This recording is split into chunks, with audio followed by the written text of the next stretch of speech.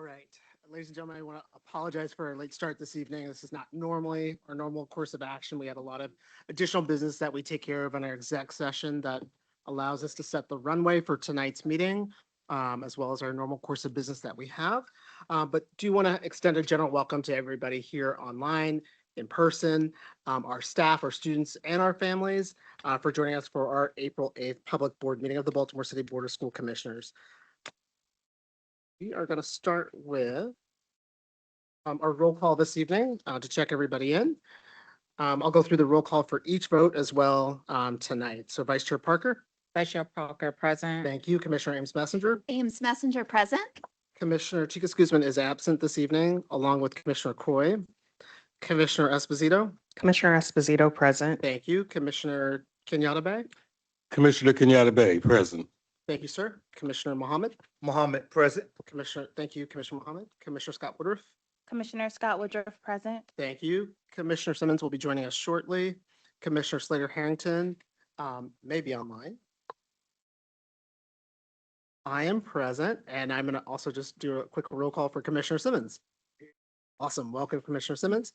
Is there a motion to reopen tonight's meeting? So moved, Kenyatta Bay. Thank you, Commissioner Kenyatta Bay. Is there a second? Second Esposito. Thank you. All in favor? Vice Chair Parker? Yes. Commissioner Ames Messenger? Yes.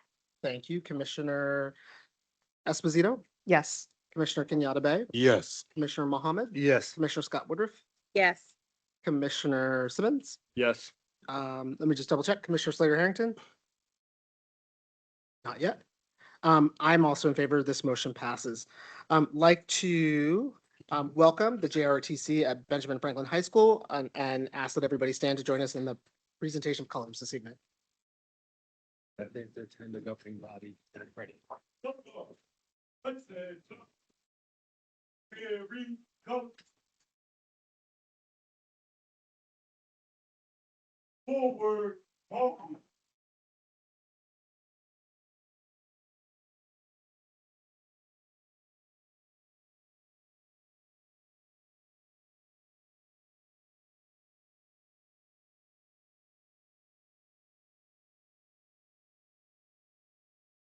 Mark time, march.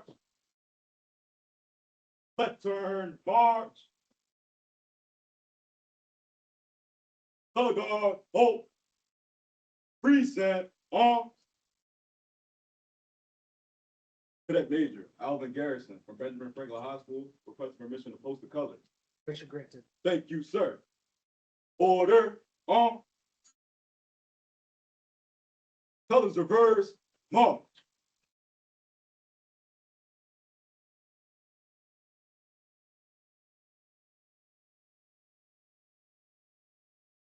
Color guard, halt.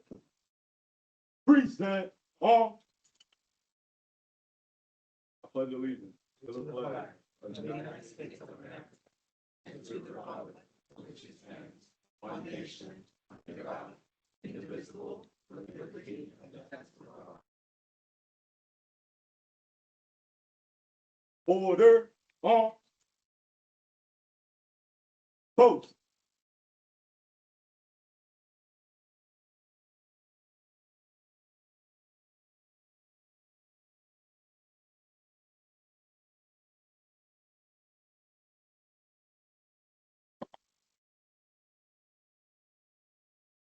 Ready, cut.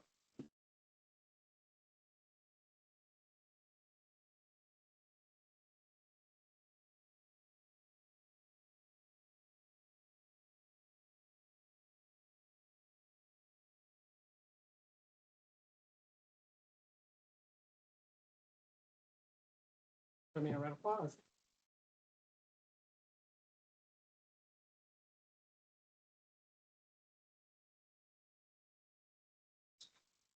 Thank you so much to the JRTC at Benjamin Franklin High School. Is there an approval of the prior open session minutes?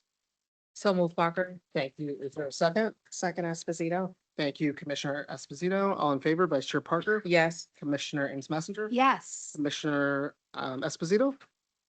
Yes. Thank you. Commissioner Kenyatta Bay? Yes. Commissioner Mohammed? Yes. Commissioner Scott Woodruff? Yes. Commissioner Simmons? Yes. Commissioner Slater Harrington?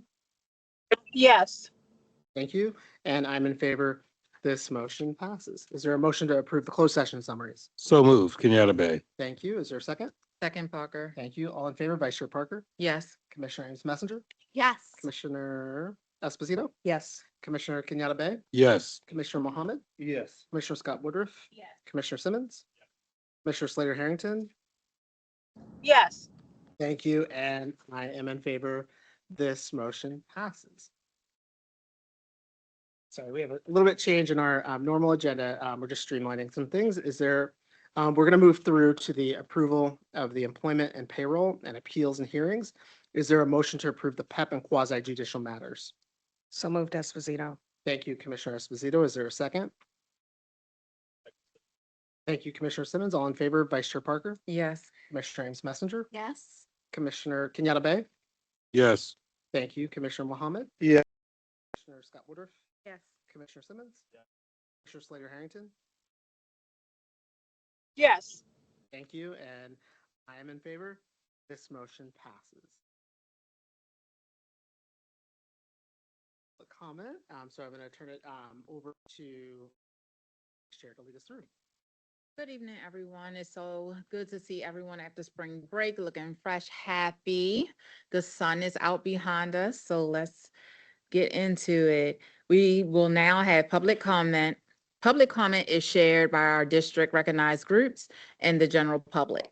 Representatives from our recognized groups will have the opportunity to share public comment first, 5 minutes each. Afterwards, the general public may share. First, we have Jocelyn Providence, member of BTU by video. Good evening. My name is Jocelyn Providence, and I'm a math teacher, and I'll be speaking on behalf of the Baltimore Teachers Union. I will be speaking about academic planning and preparation specifically for math teachers. I'm a certified secondary mathematics teacher, and I'm in my 12th year teaching in Baltimore City Public Schools. 12 years may not seem like a lot to some, but I know my more veteran math teachers out there would agree that there needs to be more innovative strategy or commitment to what Mr. Cuppet and Dr. Dabrowski called, quote, investing in high quality instructional materials. In the previous school board meeting on March 17th, when discussing proposed changes to policy IGE, Dr. Dabrowski mentioned that there has been, quote, great investments in the last 10 years for materials aligned to the work teachers are doing so that teachers don't need to search for other materials to supplement or use, end quote. Let's talk about the context of that. In the last 10 years of these, quote, great investments, math teachers, specifically high school math teachers, have seen 4 different math curriculums: Agile Mind, Eureka Math, Great Minds, Pre-AP Math, and now McGraw-Hill Reveal. Maybe all of you on the school board think that a great investment is spending tens of millions of dollars into a new math curriculum every 2 to 3 years. Instead of, I don't know, supporting and paying our very own high quality veteran math teachers to build a robust math curriculum aligned with Common Core state standards, since despite what is mentioned by district leaders, we math teachers need to adapt and use additional math resources to guide our teaching frequently, because that's just good teaching practice. In my years of using all the curriculums that I mentioned, there has always been a need to adapt each of them, and there will always be a need to do this because even though y'all are spending tens of millions of dollars on these curriculums, it is still cookie cutter and it's one-size-fits-all model that is not adapted to our students like it should be. It does not have our Baltimore context in the mind of scope and sequence. Every single math teacher who teaches 3rd grade math up until Algebra 1 knows that even though these curriculums are for 160 days or so of the school year, the last 20 to 40 days are when we have to administer the state MCAP exam. And yet some of these curriculums, including spiraling and scaffolding, which is great, but it does not know to emphasize the greater scaffolds and spiraling that we need in the 5th through 8th grade level, because middle school mathematics is one of the greatest areas of need in our school district, and it's also one of the highest areas of teacher vacancies. And this is important because math is sequential. Y'all might remember this from your own K through 12 experience, or maybe you have children or family now in the K through 12 education, and you see that the numerical literacy builds onto the variables and expressions and algebraic expressions, which builds onto functions and so on. The high quality math instructors in Baltimore City Public Schools knows this, and we know that the need is great and we're up for the challenge. But there needs to be significant investment in not only these high quality instructional materials, but in preparation and planning time for us math teachers. How do you expect us to properly adjust and adapt curriculums to best fit the needs of our students when after every 2 or 3 years, when we start to refine it and know what's best for our students, you all change it? You might be thinking, well, the standards are the same, Jocelyn. Why does it matter? It matters because of the sequencing that I mentioned earlier. For Algebra 1, Eureka Math Grade Minds valued systems of equations, so that I pushed that into the earlier part of the year. Algebra Minds spent a robust amount of time on rate of change and slope. Our current curriculum, McGraw-Hill reveals, places one of the most highly tested parts of Algebra 1, quadratic functions and equations, as the last unit of the year. Math teachers can help to fix these issues with the curriculum that y'all spent tens of millions of dollars to purchase. But we need the preparation and planning time to do that. We don't need someone forcing deliverables that provide more work for us to do. We don't need someone forcing us to attend meetings that are typically contract violations anyway. We need time within our workday to do this effectively. There is a strong need for improvement in our math achievement and overall math confidence that we are instilling in our students. And it takes time and planning for our math teachers and our coaches to do this. So maybe think about adding a math coach position to every school budget for the next year, just like you do with the literacy coaches, because math literacy is just as important. And I hope you agree. Thanks. Thank you. Secondly, we have Marvin Price Jr., board member of PCAB, to appear by video.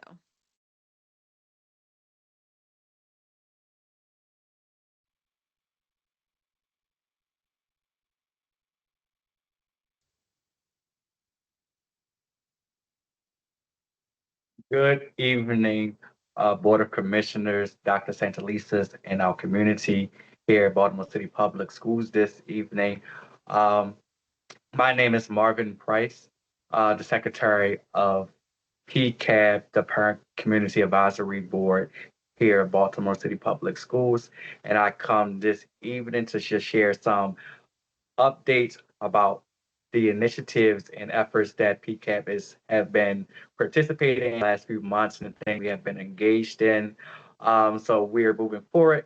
Our first update for this evening is related to the PCAB engaging in conversations with the Office of Attorneys General, and a conversation that has to do with family experiences with school discipline. So this is an important conversation that needs to take place with parents, educators, students, and all of our partner stakeholders in Baltimore City Schools as we come together to gather feedback and information that we're going to go back to share back with the Attorney Generals.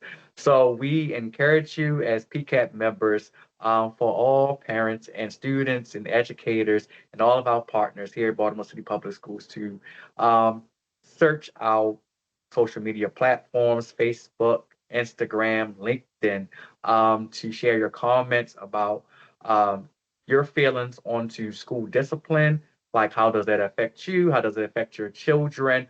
What do you think can be improved or be better?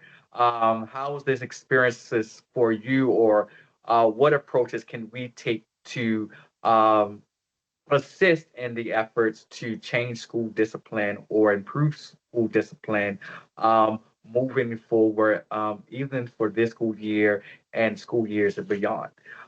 So again, you can find this information related to the Attorney General feedback on our social medias, on Facebook or Instagram or LinkedIn. You can put information in the comments, or you can also send us the email at pcap@bcps.k12.md.us. Our second information for tonight is I am an appointed member through PCAB, through the Disabilities and Rights of Maryland. So it is important for me to share about information that is related to students and children that are in special education. So my information I would like to share tonight revolves around the 2026 Maryland Special Education Survey that has been launched. This information has been shared by Baltimore City Public Schools on their social media on Facebook. This survey will be open up until Friday, June the 5th. Friday, June the 5th. Please, please, please, we request kindly for you to share your information and your feedback to complete the survey before June the 5th. So Baltimore City Schools can effectively use this information in order to better to support our students in this special education. PCAP has also engaged in the last few months about the Senate Bill 554. This is related to the elimination of the community panel. Our chair and executive members of PCAP would like to share this information at our upcoming in-person public meeting. Yes, so we kindly invite you to come out to our in-person public meeting that will be held at Baltimore City Schools headquarters at 200 East North Avenue and room 212. So again, we are going to be in person. We're going to be providing food and refreshments. The meeting will start at 6:30. It will also be a hybrid meeting, so it will be in person and also shared online and live streamed as well. The doors will open at 5:45 p.m. The meeting will start at 6:30 p.m. And if you are planning to come in person to have your voice be heard, to share your experience about this school year, and would like to meet all of our PCAP members, doors will open at 5:45 p.m. You please, please, please find our link to RSVP online, where space is limited. So again, my name is Marvin Price, the Secretary of PCAP. This is my second year here on this board. It has been a lovely opportunity in engaging with parents, students, stakeholders, Dr. Santelises, all of the board commissioners and things. All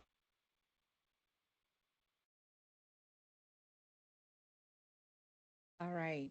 Now we have Deborah Demery, President of the PTA Council of Baltimore City.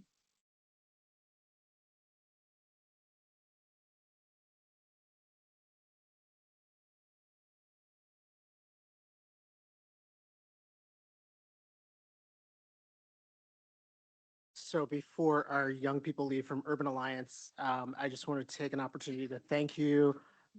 We appreciate you joining us this evening and having an opportunity to witness just a little bit of our board meeting. We do appreciate the opportunity for you guys to come and be with us here tonight. So thank you. Thank you. You too.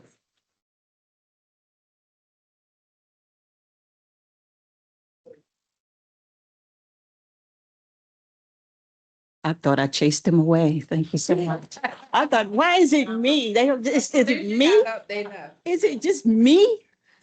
Well, so good evening, everybody. I am Debbie Demery. I'm the current president of PTA Council of Baltimore City. And I just want to say before we get started that even though we all recognize groups, we all connect together, PCAB, CCAC, BTU, ACLU. We all work together on behalf of the kids in Baltimore City Public Schools. So there is no wrong way to PTA. However you do it, it's an investment in your child. PTA is no longer a noun, it's a verb, an action plan working to support your child's success. Over the past months, PTA has provided feedback on board policies, signed the BTU and other advocacy groups to support the repeal the strike law and not support House Bill 554, which takes away the community voice in the school board selection process and puts it in the hands of state politicians. November was the 50th anniversary of the Individuals with Disabilities Education Act. How do we ensure equity, access, and inclusion for all students with disabilities? PTA programs are designed to allow access to all students and families. The more participants, the stronger the programs. Blooming Beyond Barriers is the only PTA in the state designed to advocate on behalf of families and students with disabilities. They are truly committed to helping families navigate the challenging and confusing system and educate families on the services available to them. April is Autism Acceptance Month, designed to promote inclusivity, understanding, and support for individuals on the autism spectrum. National PTA has a support system available for families to connect with other families faced with similar challenges. We see BBB building the same base of support in Maryland locally. Speaking of National PTA, the annual convention will be in person this year in beautiful downtown Pittsburgh. The keynote speaker is Al Roker of NBC News. So if you would like more information, you will find it on the National PTA website. And the convention runs from June the 17th through the 20th. So Dr. S., PTA would like to thank you for the support you have given us. You have always been available to listen and to assist us. We wish you much success in the next chapter of your story. So we have a little swag for you. It's not an easy job. You know, there's always somebody out there who thinks they can do it better than you, but you did it the way you wanted to do it. You did it your way. Thank you so much for being you.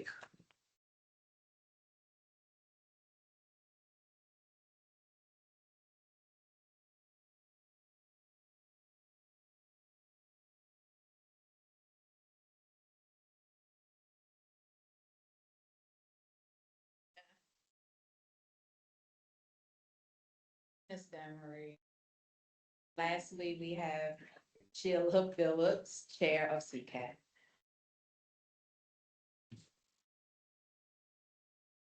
Good evening, everyone. A special good evening to Dr. Santelises.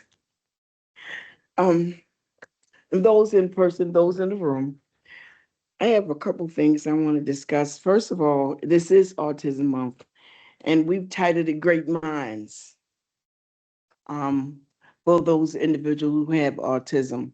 So our next meeting will be held here on April 13th on the 3rd floor. If anyone can come, you will have a good treat. We have Neil Leitner.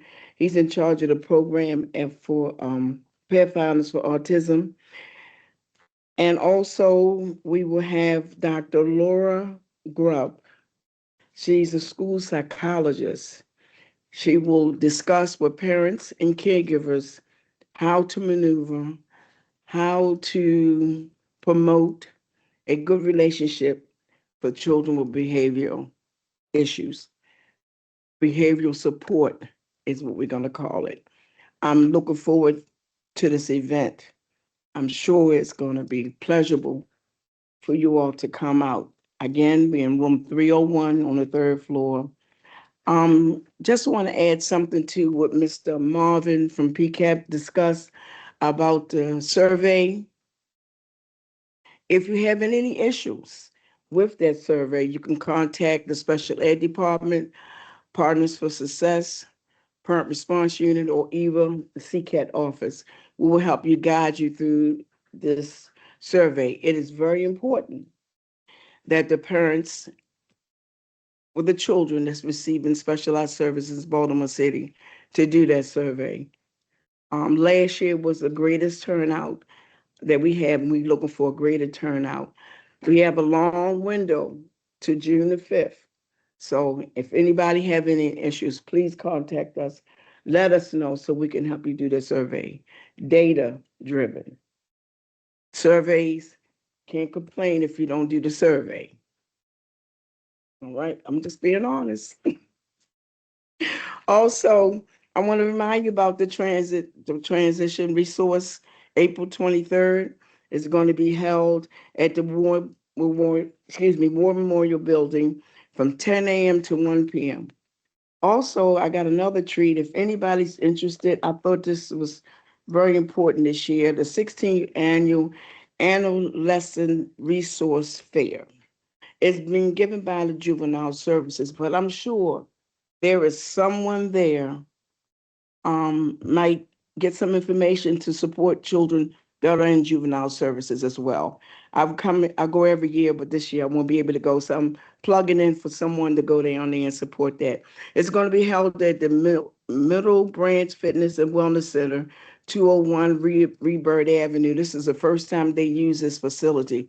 They usually be at the Juvenile Services, but it's outgrown. I mean, we have people from all walks of life, all kinds of resources and vendors. And it's very important for us to support those children that's receiving juvenile services within Baltimore City and the state of Maryland. Also in May, I'll be back later on this month, but I want to plug this in for May. Is the month the executive committee decided to sit down and have a real live conversation about what CCAT is and what does CCAT do and what CCAT can do with the support from the people in the community. You do not have to have a child in the school system to be part of this committee. You do not have to be a parent. You don't have to be a teacher, but you have to be someone who cares about children receiving specialized services. It's a heart matter. So if you all interested, thank you, son. If anyone is interested, that meeting will be May, the second Monday in May. I'd like for you all to come and we're going to sit and have a real live conversation about how important this committee is. This supposed to be my last year as is chairperson. So we're looking for some people to come and join and let's keep the ball rolling. Okay. Have a great evening. Good night, everyone. I would like to thank all of our recognized groups for speaking with us this evening. No public comment, correct? So I will turn it back over to Chair Sally for his board chair comments. Right. So thank you again for all the public comment. So tonight we're going to hear a presentation from the CEO staff on the FY27 budget process. This process touches every corner of our city, our schools, serves as vital community anchors for our students, families, and neighborhoods. As this marks Dr. Santelises' final time leading a budget process for Baltimore City Public Schools, I would just like to take a moment to personally thank you for all of your work and your steadfast leadership this past year to help transition the school system, just to lead us through financial stability and future viability. We really appreciate the time, care, and commitment by you, by the CEO's office, and other staff throughout Baltimore City to help position the district to our next chapter. So thank you for that. Thank you, Chair. Through final passage, we look forward to engaging closely with our partners across the city to ensure the budget reflects our shared priorities and continues to meet the needs of our students now and into the future. So with that, that turns us quickly through this portion and turns it over to Dr. Santelises to lead us through this.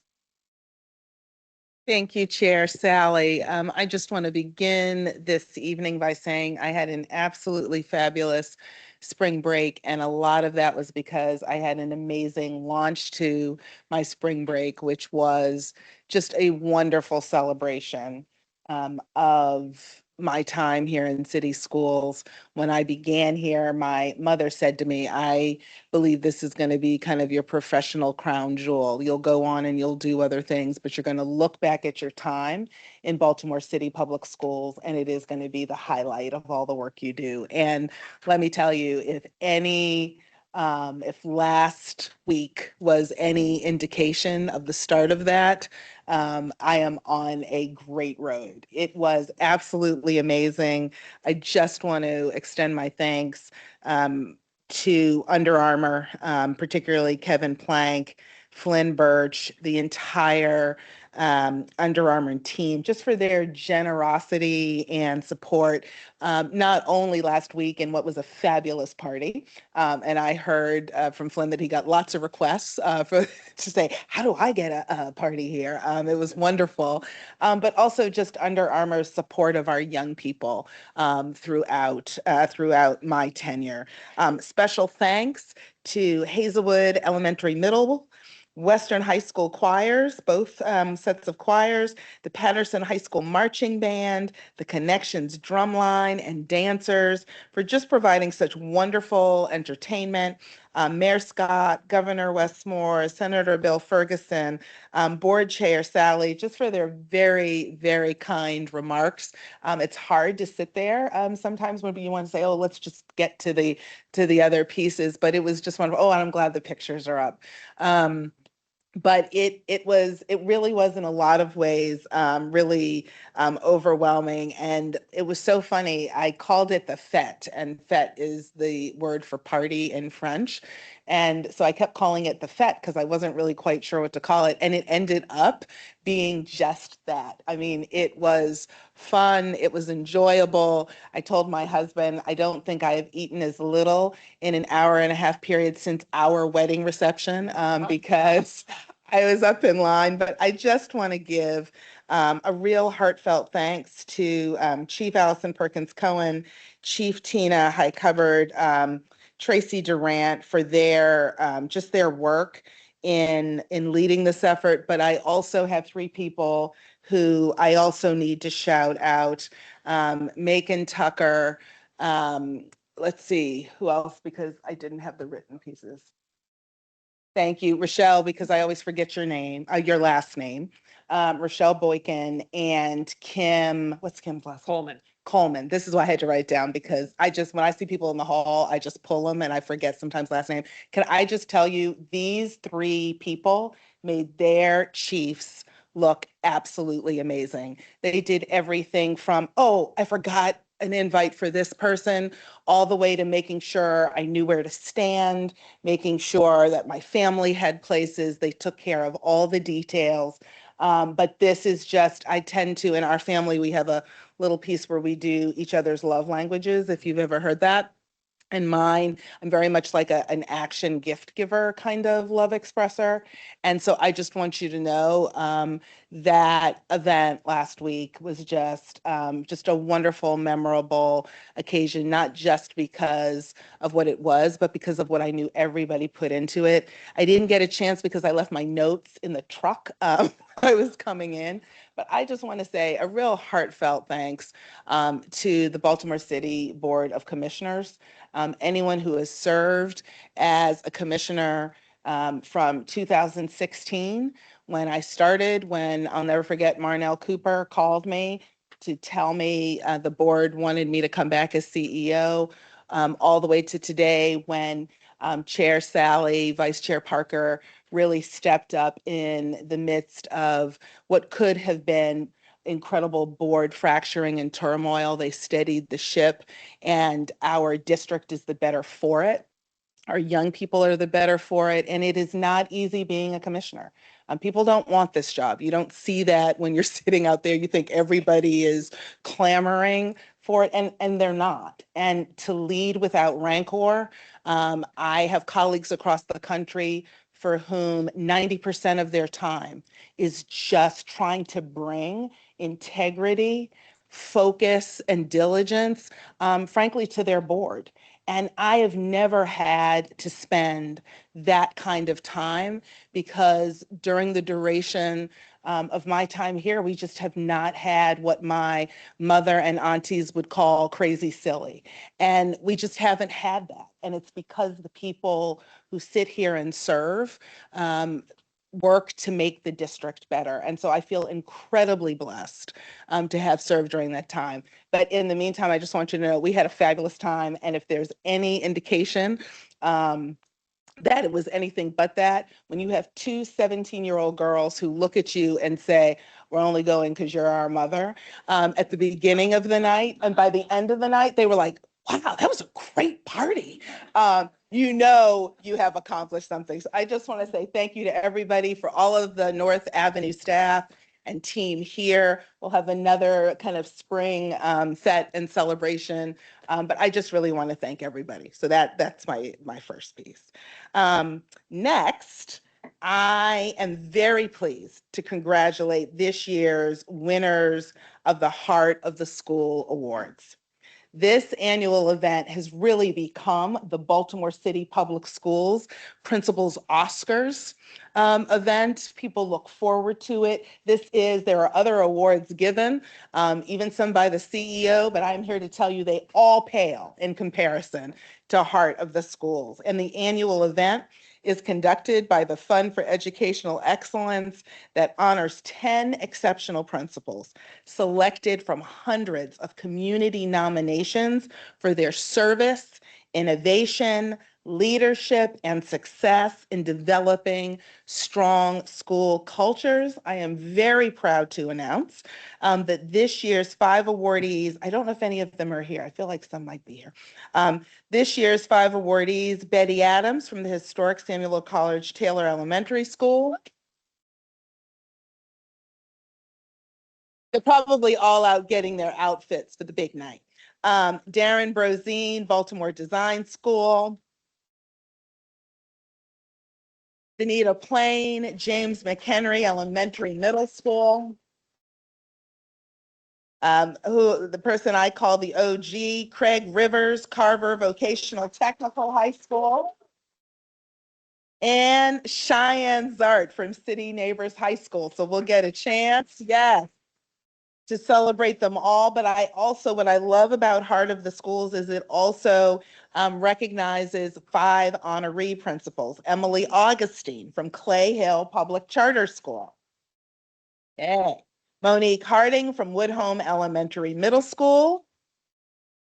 Kedra Jacox Page from Matthew A. Henson Elementary School. April Myrick from Patterson High School. And Tanisha Shepard from George Washington Elementary School. So I want to invite everybody to come out, celebrate. It really is the Oscars. I always feel underdressed every year. Awardees receive $2,500 from the fund. Honorees receive $1,000 to support needs at their schools as they see fit. Be sure to get your tickets now for the Heart of the Schools award celebration on Wednesday, May 20th at the Hippodrome Theater. Congratulations to our winners and special thanks to Roger Schulman and our longstanding partners at the fund. And that seems like a wonderful time to call forth Chief Emily Nielsen for this evening's PEP agenda. I am very excited because this is the time of year where we get to appoint new principals.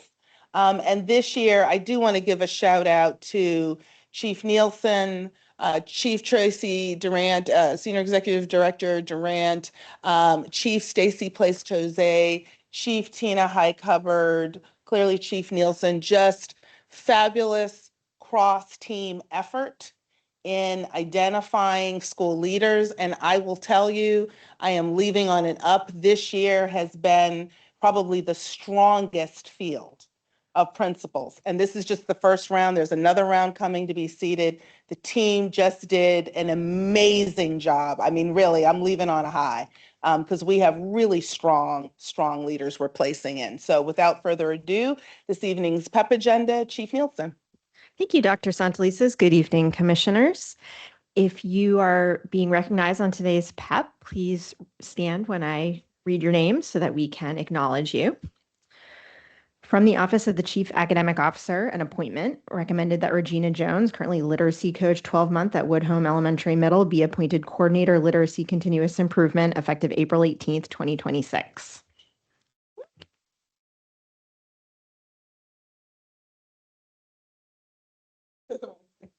An acting appointment recommended that Taisha Swinton-Buck, currently Deputy Chief Academic Officer, be appointed Acting Chief Academic Officer effective May 2nd, 2022.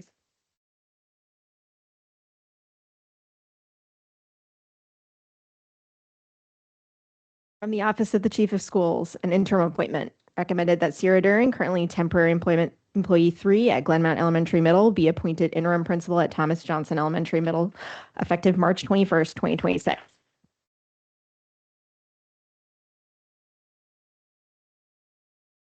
Recommended that Angela Franklin, currently coordinator 9th grade on track to graduate at Vivian T. Thomas Medical Arts Academy, be appointed assistant principal at Harlem Park Elementary Middle effective June 27th.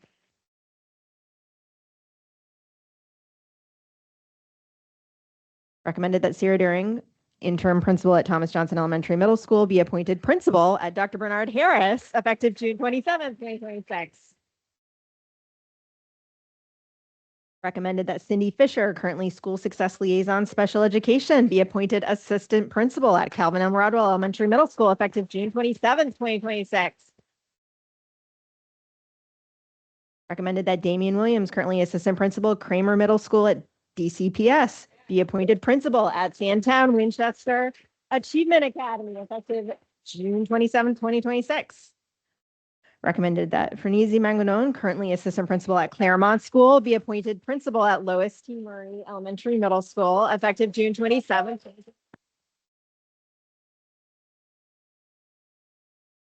Recommended that Nikisha Fair, currently Principal Resident at Hollabird Academy, be appointed Principal Collington Square Elementary Middle effective June 27th, 2026. Recommended that Shanika Evans Peterkin, currently Principal Resident at Northwood Elementary School, be appointed Principal at Margaret Brent Elementary Middle School effective June 27, 2026. Recommended that Tawanda Pickett, currently Assistant Principal at Highlandtown 215, be appointed Principal effective June 27, 2026. And from the Office of the Chief Financial Officer, an appointment recommended that Tamela Jones, currently Customer Service Support Specialist 3, be appointed Executive Assistant effective April 20th, 2026.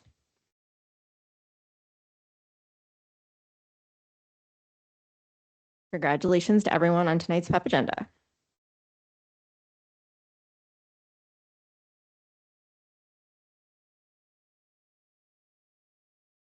So as has become our custom, I will do a little blurb on our school leader appointments this evening. And I do just want to say that you will notice over the coming weeks a number of people who have come up through our internal pipeline. And 10 years ago, we had no pipeline. We had no bench. We did not know where the next folks were coming. And today, we have people coming internal to our district. We did not yield to politics that said the most popular people should be principals. We did not yield to pressure that said you don't release people because of political connection. We kept our standard. We developed people. And today, the strength and the instructional background of the people assuming this principalship does not mean everybody will be successful because you can't guarantee life. But I will tell you the position we are in today is markedly different. And I will say, do not yield on principal quality. The pressures that people will have to put on you to put certain people in who they like, who they want, you must withstand. Because school leadership is the core of what we do. And so the standard we establish is what reaches into generations. So I'm going to name these people, but remember this when I am gone. Do not bow. Do not bow. My first 2 years in this position, I got calls with people trying to pressure me to put certain people in and to keep certain people out based on what the word on the street was.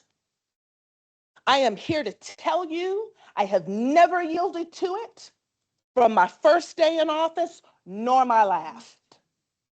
But when you start to yield to that, you cede long-term achievement. So mark my words, do not falter, do not lose your backbone, and you stand for children, not for politics, and not for who somebody cut a deal with on the side.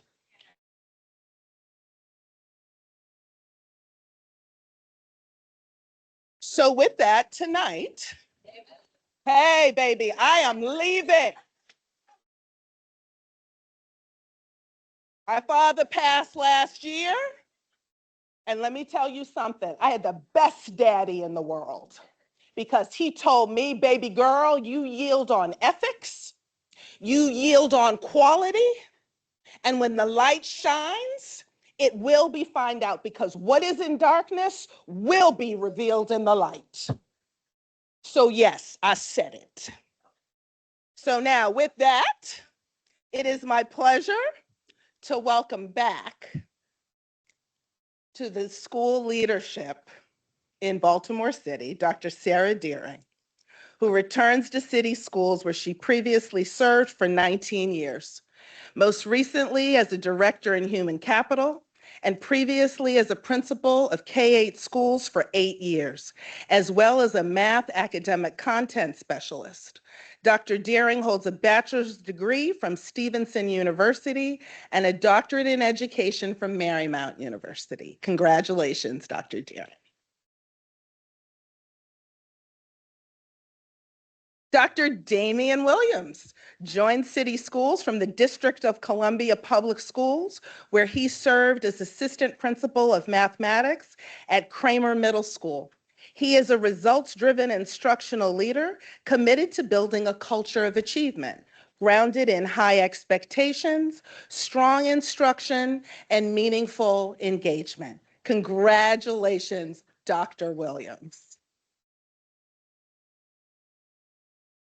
Nikisha Thayer is a Baltimore native and graduate of City Schools with 25 years of experience as a teacher, instructional coach, and assistant principal.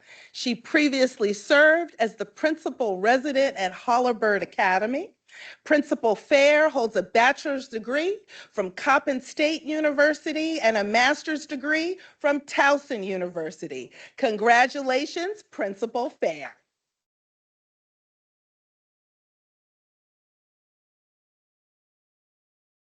We have Shanika Peterkin, who is a proud graduate of City Schools, where she previously served as a resident principal at Northwood Elementary School. I see her Northwood principal right there. Through the ILI LEAD program and taught mathematics for 20 years. She holds a bachelor's degree from Towson University and a master's degree in education from the University of Maryland, Baltimore County. Congratulations, Principal Shanika Peterkin.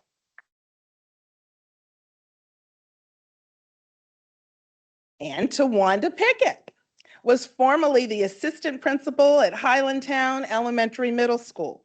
She previously served as assistant principal at Brave and Charm City Virtual Schools, the historic Samuel Coleridge Taylor Elementary and Collington Square Elementary Schools. She holds a bachelor's and master's degree from Fayetteville State University. Congratulations, Principal Pickett.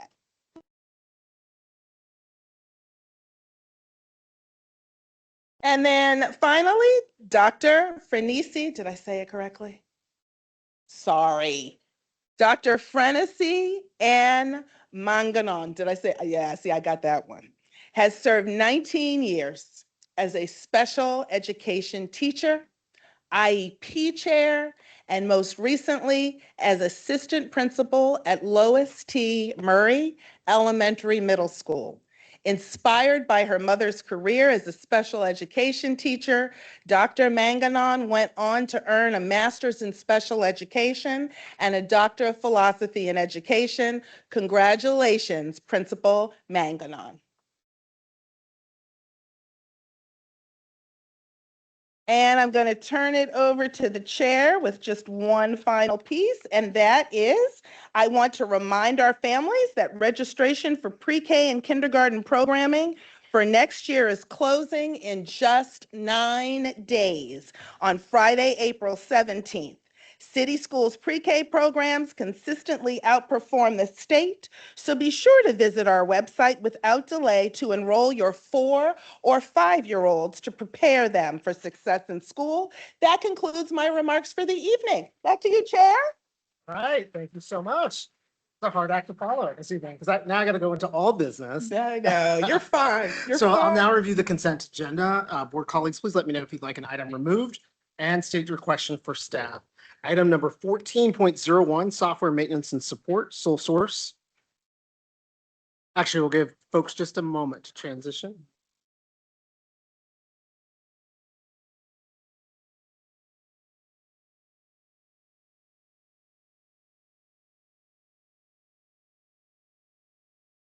motion to acknowledge?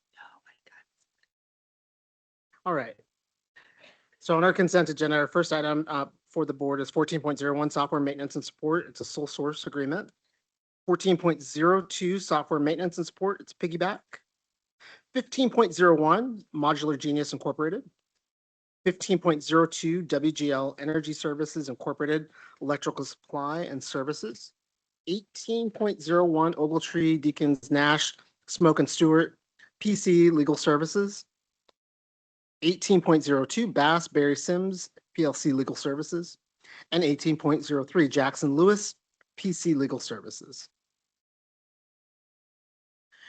Hearing none, we'll now transition to our information and discussion items. We'll welcome up the Chief Financial Officer's Office for a presentation on the FY26 Q2 financial briefing. I believe it's Mary Ann Cox, and are you guys doing Q2?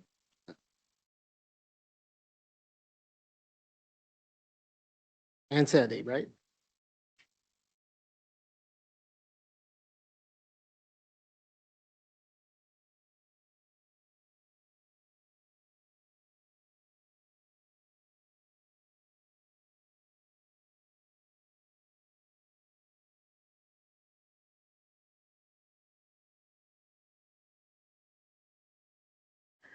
Okay.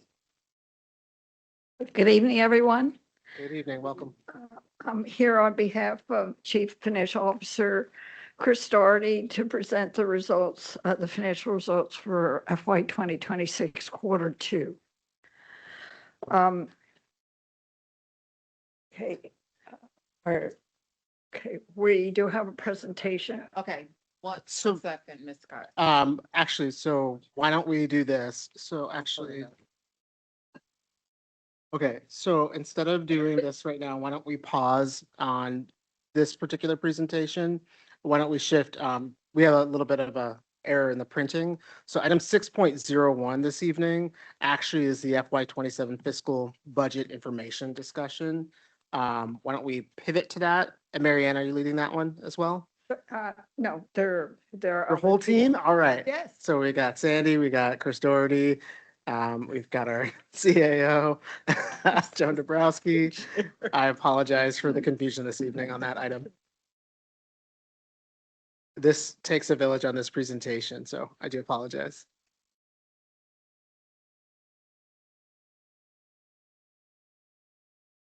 Welcome. Thank you so much. Thank you for the generosity of spirit in our area. Thank you, Chair Sally, Vice Chair Parker, all commissioners. My name is Chris Doherty from the Finance Office. I'm joined here by my finance colleague, Sandy Jacobs, Executive Director, and Chief Academic Officer, Joan Dabrowski. We are quite happy to present to you the initial proposed FY27 budget. And we are now, actually, do we have the slides up on the? Just in the small box. Oh, it stays in the small box. Okay. By nature of the budget itself, this touches on all 7 of the board strategic priorities. So this is an easy one where we don't have to try to figure out exactly where it lands. It hits all 7. And to situate where we are in the budget process.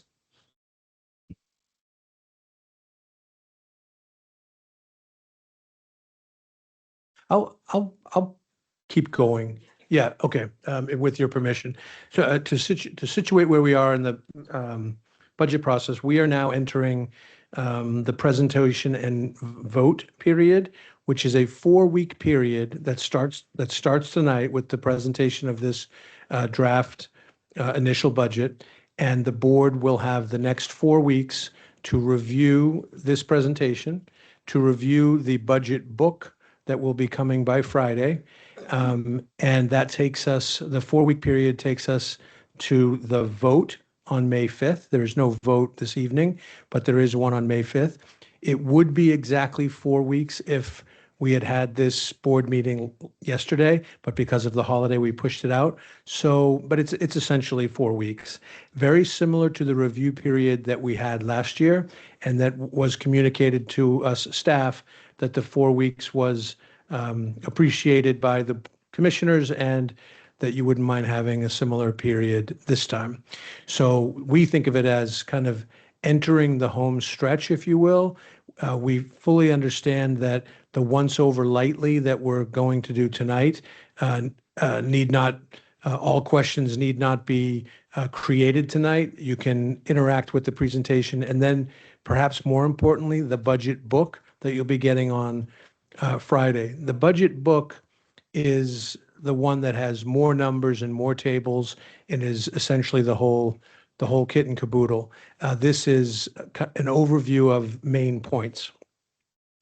The next slide shows that although we are now entering the 1-month review process, the overall budget development process is a nearly year-long process. 1 year kind of turns into the next, and from almost the beginning of a school year, schools and other stakeholders are thinking about the next year. They're certainly more consumed with the year that's right in front of them, but we start in earnest in October of each year, all leading up to the presentation tonight, the board book that you will see, and we will comment on the process a bit more later in this presentation. But it's very comprehensive, it's multi-stakeholder, and there are lots of places where schools and offices and community can have a bite at the apple as this all gets developed. Okay, so for the FY27 budget, as we get into some of the meat of the specific FY27 facts, we are collectively quite proud to be presenting to the board a budget that focuses directly on sustaining what is working and what's most important to our students' success. Overall, we're expecting about a 4% increase. I mean, we will be receiving a 4% increase in year-over-year funding, and that is a good overall metric, certainly, to have, but it is, after all, a single metric, and it's for the overall system. I say that because, for many reasons, different schools will experience FY27 in quite different ways. They will not, for starters, certainly, they will all not be experiencing a 4% increase, as is tidily summed up here. For reasons that we'll touch on tonight and remind the board who know them well, each school's individual situation can vary quite greatly. Here are a few reasons why. Overwhelmingly driving that overall 4% increase are significant increases in two specific areas. Pre-K is up a whopping 40% year over year. That's wonderful news. Concentrations of poverty is up a very healthy 17% year over year. That's also great news. At the same time, for schools that don't have a pre-K, for example, for starters, all middle schools, all high schools, they don't get that 40% increase. So as we all, and especially the board, interacts with principals and staff members, these are some of the differences that we point out. CPG money up 17%. Well, that's a wonderful fact.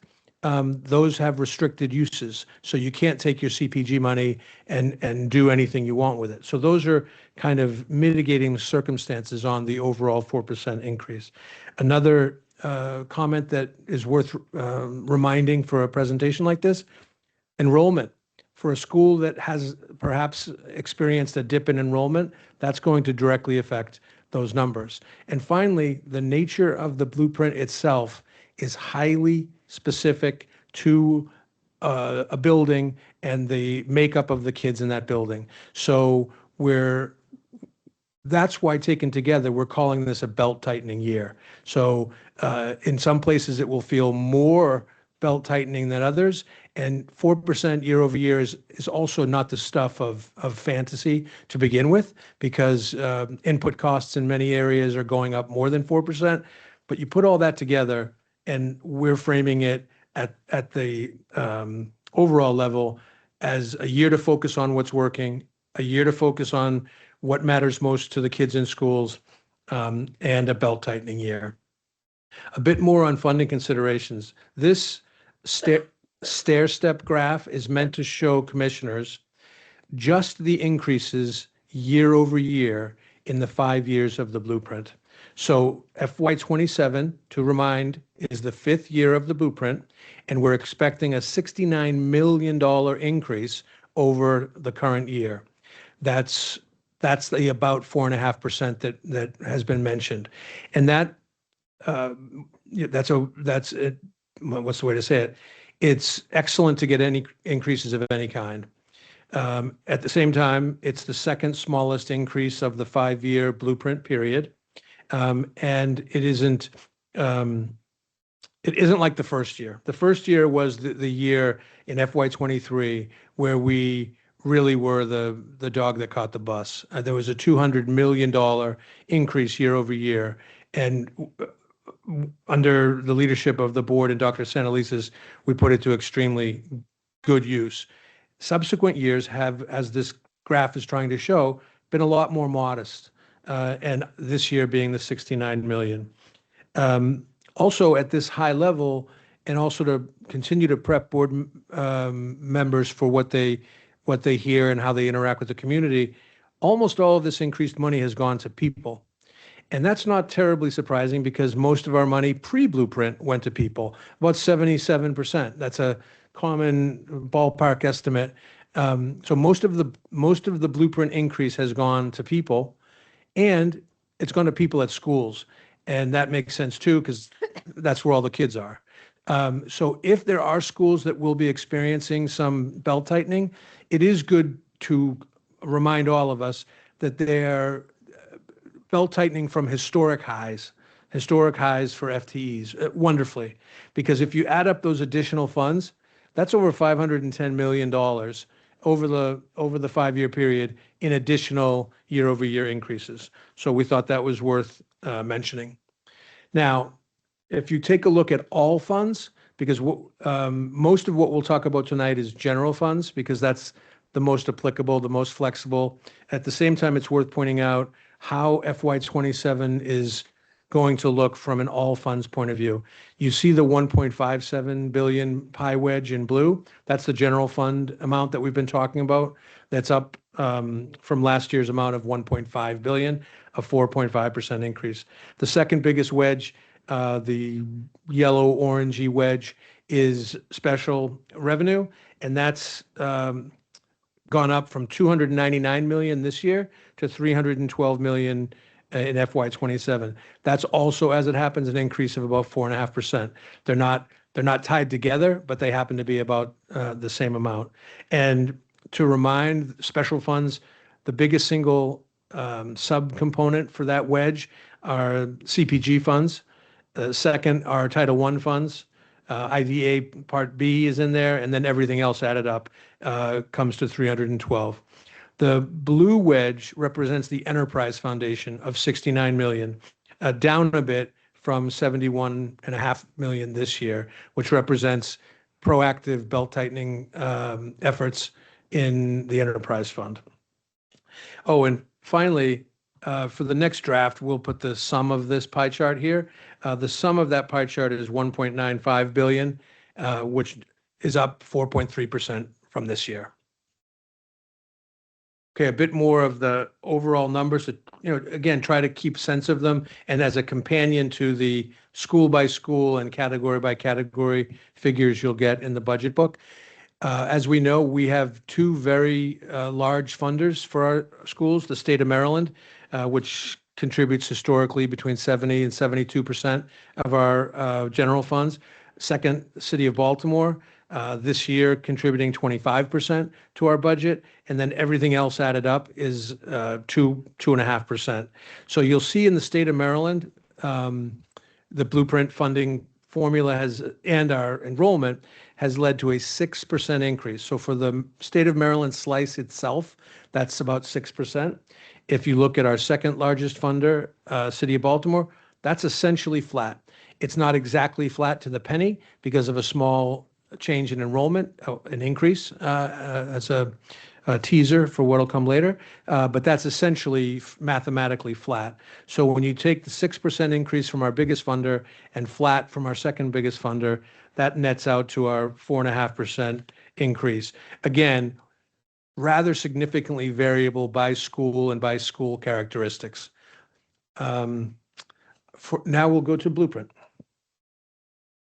Good evening, Commissioners. I'm Sandy Jacobs. I'm the Executive Director for Strategic Resourcing and the district's Blueprint Implementation Coordinator. As Chief Doherty said, our funding is largely driven by the Blueprint for Maryland's Future. It's hard to believe that we are entering year 5 of Blueprint funding. It still feels brand new, but it's actually year 5. And as we know, as we've been saying, for those 5 years, it has really fundamentally changed how the state is funding school districts and how school districts in turn fund their schools by putting an equity lens and driving funding towards student needs, particularly for students from low-income families, for multilingual learners, and students with disabilities. As Chief Doherty already mentioned, by design, the Blueprint does not treat all schools the same. By design, the funding follows students based on their characteristics. So schools with higher need students are going to get considerably more funding under the Blueprint than others. And we like to say that is not a glitch. That is by design. That is the intention of the Blueprint.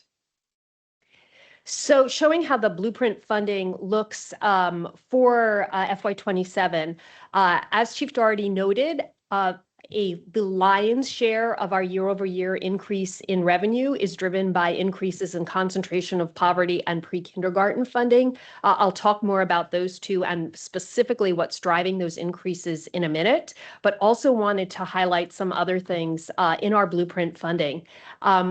As we've said numerous times to the board over the years, the Blueprint funding in the different funding streams is rather idiosyncratic. Some increase year over year, some decrease year over year, some increase and then decrease, some decrease and then increase. You'll see that mix of pluses and minuses in the last column there. I did want to note that the decrease in our compensatory education funding is because they're written into the Blueprint law for FY27 is a rather anomalous decrease in the per pupil funding that nobody can actually explain, whether that there was some reasoning behind that when the Blueprint was drafted, but the per pupil funding is lower for FY27 than it was for FY26. It goes back up again in FY28, but we take this 1-year dip. Our overall enrollment is slightly up. It's up by, 86, thank you, 12, that's why he's the CFO, 12 students. So essentially flat, but an increase of 12 students. I'm sure you've seen headlines from neighboring districts about the big enrollment increases that they have experienced, and it is playing some havoc with their budget planning for next year. We actually have a slight uptick. However, we do have a significant decline in our ML students. That is what's driving the decrease in our ML funding for FY27. That is enrollment based, not based on a decline in the enrollment. The transitional supplemental instruction, that was funding to support early reading instruction that by design in the Blueprint was phasing out in FY27. That's why that funding goes away. And I also just wanted to note that decrease, what looks like a significant decrease in our college and career readiness program, college and career readiness funding, which is based on the number of our students meeting the CCR standard. It looks like a significant decrease in our students meeting the standard. What it actually is MSDE's implementation of the changes to the standard catching up. So that is not a reflection of a decrease in our students meeting the standard at all.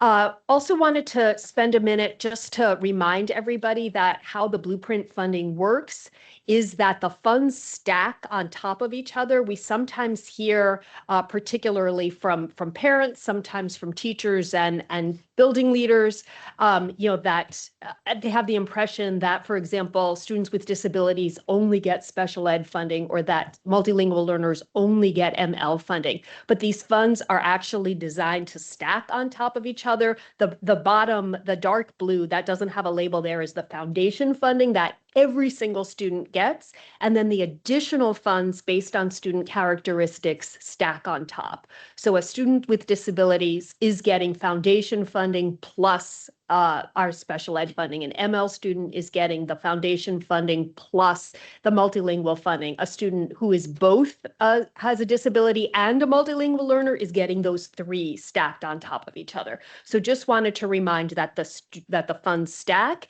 and this additive effect is also what Chief Doherty was describing, adds to the differences in how our schools receive their funding, because schools with students getting lots of these funding streams are going to have a lot more funding than schools where they're just getting foundation and few of the other stacked funds on top. So I said I would say a bit more about what is driving those big increases in CPG and pre-K. First on CPG funding, unlike most of the other blueprint funding where the per pupil amount changes, goes up or down in some cases year over year, CPG funding actually depends on the school's year of participation in the CPG program. So based on when the school became eligible, they get more funding each year. Schools in their third year get more than schools in their second year. Schools in their fifth year get more than schools in their fourth year. You can see on the graph how it starts to add up, right? So a school that was getting $1,400 in year 3 is getting almost $3,000 in year 6. So as we get more of our schools into these later years of CPG participation, we're getting more and more CPG dollars. It does max out at year 7. That's the highest point of CPG funding. So we will have schools starting to reach that point in the next couple of years where it won't be increasing anymore. But as our schools continue to get farther in, that is driving these dollar increases. Also, as Chief Doherty noted, the CPG funds are incredibly welcome and appreciated. The recognition in the blueprint that concentration of poverty has an impact on schools. But these funds are restricted in their uses. There are certain COMAR programming uses that the funds can be used for, and they can be used for wraparound supports and enrichment and extracurricular activities. They can't be used, for example, to pay for a regular classroom teacher. So when the increase is largely in CPG, we can do a lot with those funds. They're bringing lots of great things to our schools, but they can only go so far in balancing a school's budget. On pre-K, the change here, the reason we're getting a very significant increase in pre-K funding is because the legislature decided to accelerate the timeline to full funding of pre-K. So we are now at the max amount of per pupil in pre-K funding that we will receive at any point. It is what the Kirwan Commission identified as the full cost of service, which, was quite some time ago when they determined it, but it is a considerable amount of funding per student.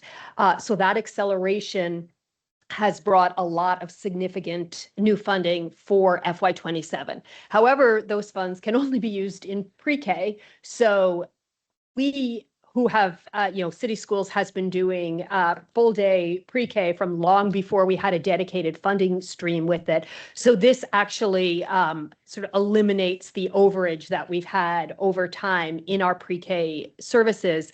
But it's not going to help a school balance its budget around, its second and third grade teachers because they have this increase in pre-K dollars. We also wanted to note that the pre-K funding tier 1 students, who are students from families below 300% of the federal poverty level, get full funding. They get that full amount. The tier 2 students, who are between 300 and 600%, that was supposed to start phasing in 2 years ago. The legislature first delayed it for a year, and then they started with just a very small piece of it in FY26. FY27 was again supposed to be the full tier 2 funding. From what has just passed in the legislature, they actually delayed it again. They're only funding tier 2 partially. We think that's going to cost us about $500,000. So we still got a big increase in in tier one, we are still looking towards the time that tier two is fully funded as well. And then we also wanted to talk about charter school funding for a minute. For FY27, we're using a brand new methodology. It is the methodology that MSBE has developed and indicated that would be in use for FY27.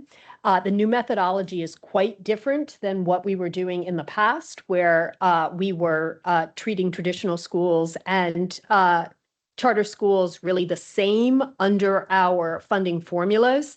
Now we are following MSBE's very specific methodology. It has a lot of steps to it, but they are summed up in these big 5 steps where first, non-eligibility based revenue is allocated. That's foundation funding and other things that don't follow student characteristics. Then you allocate the eligibility-based funding, except for special ed, which you hold till later. Then we deduct some shared costs from the allocation. The shared costs are retiree benefits, debt service for any school that is in a district building, and then the special ed overage, the excess special ed costs, but that is capped. We are only allowed to deduct a certain percentage of those special ed overage. Then we allocate special ed revenue, and finally we deduct the administrative fee. That is a very, very quick overview of that new methodology, but we just wanted to share that the result of the new methodology is quite a marked difference in the funding levels between charter schools and traditional schools. Again, the numbers that we've shown you are averages, and we know under Blueprint the funds follow the students, so student characteristics play a lot. Just so please keep in mind that these are averages. But charter schools are now getting significantly more funding under this new methodology from the state than traditional schools are. Thank you, Sandy. Actually, I'm going to stay on the charter school slide for one more minute just to do the math for the commissioners, so they don't have to do it, kind of on their paper. The charters are up 16%.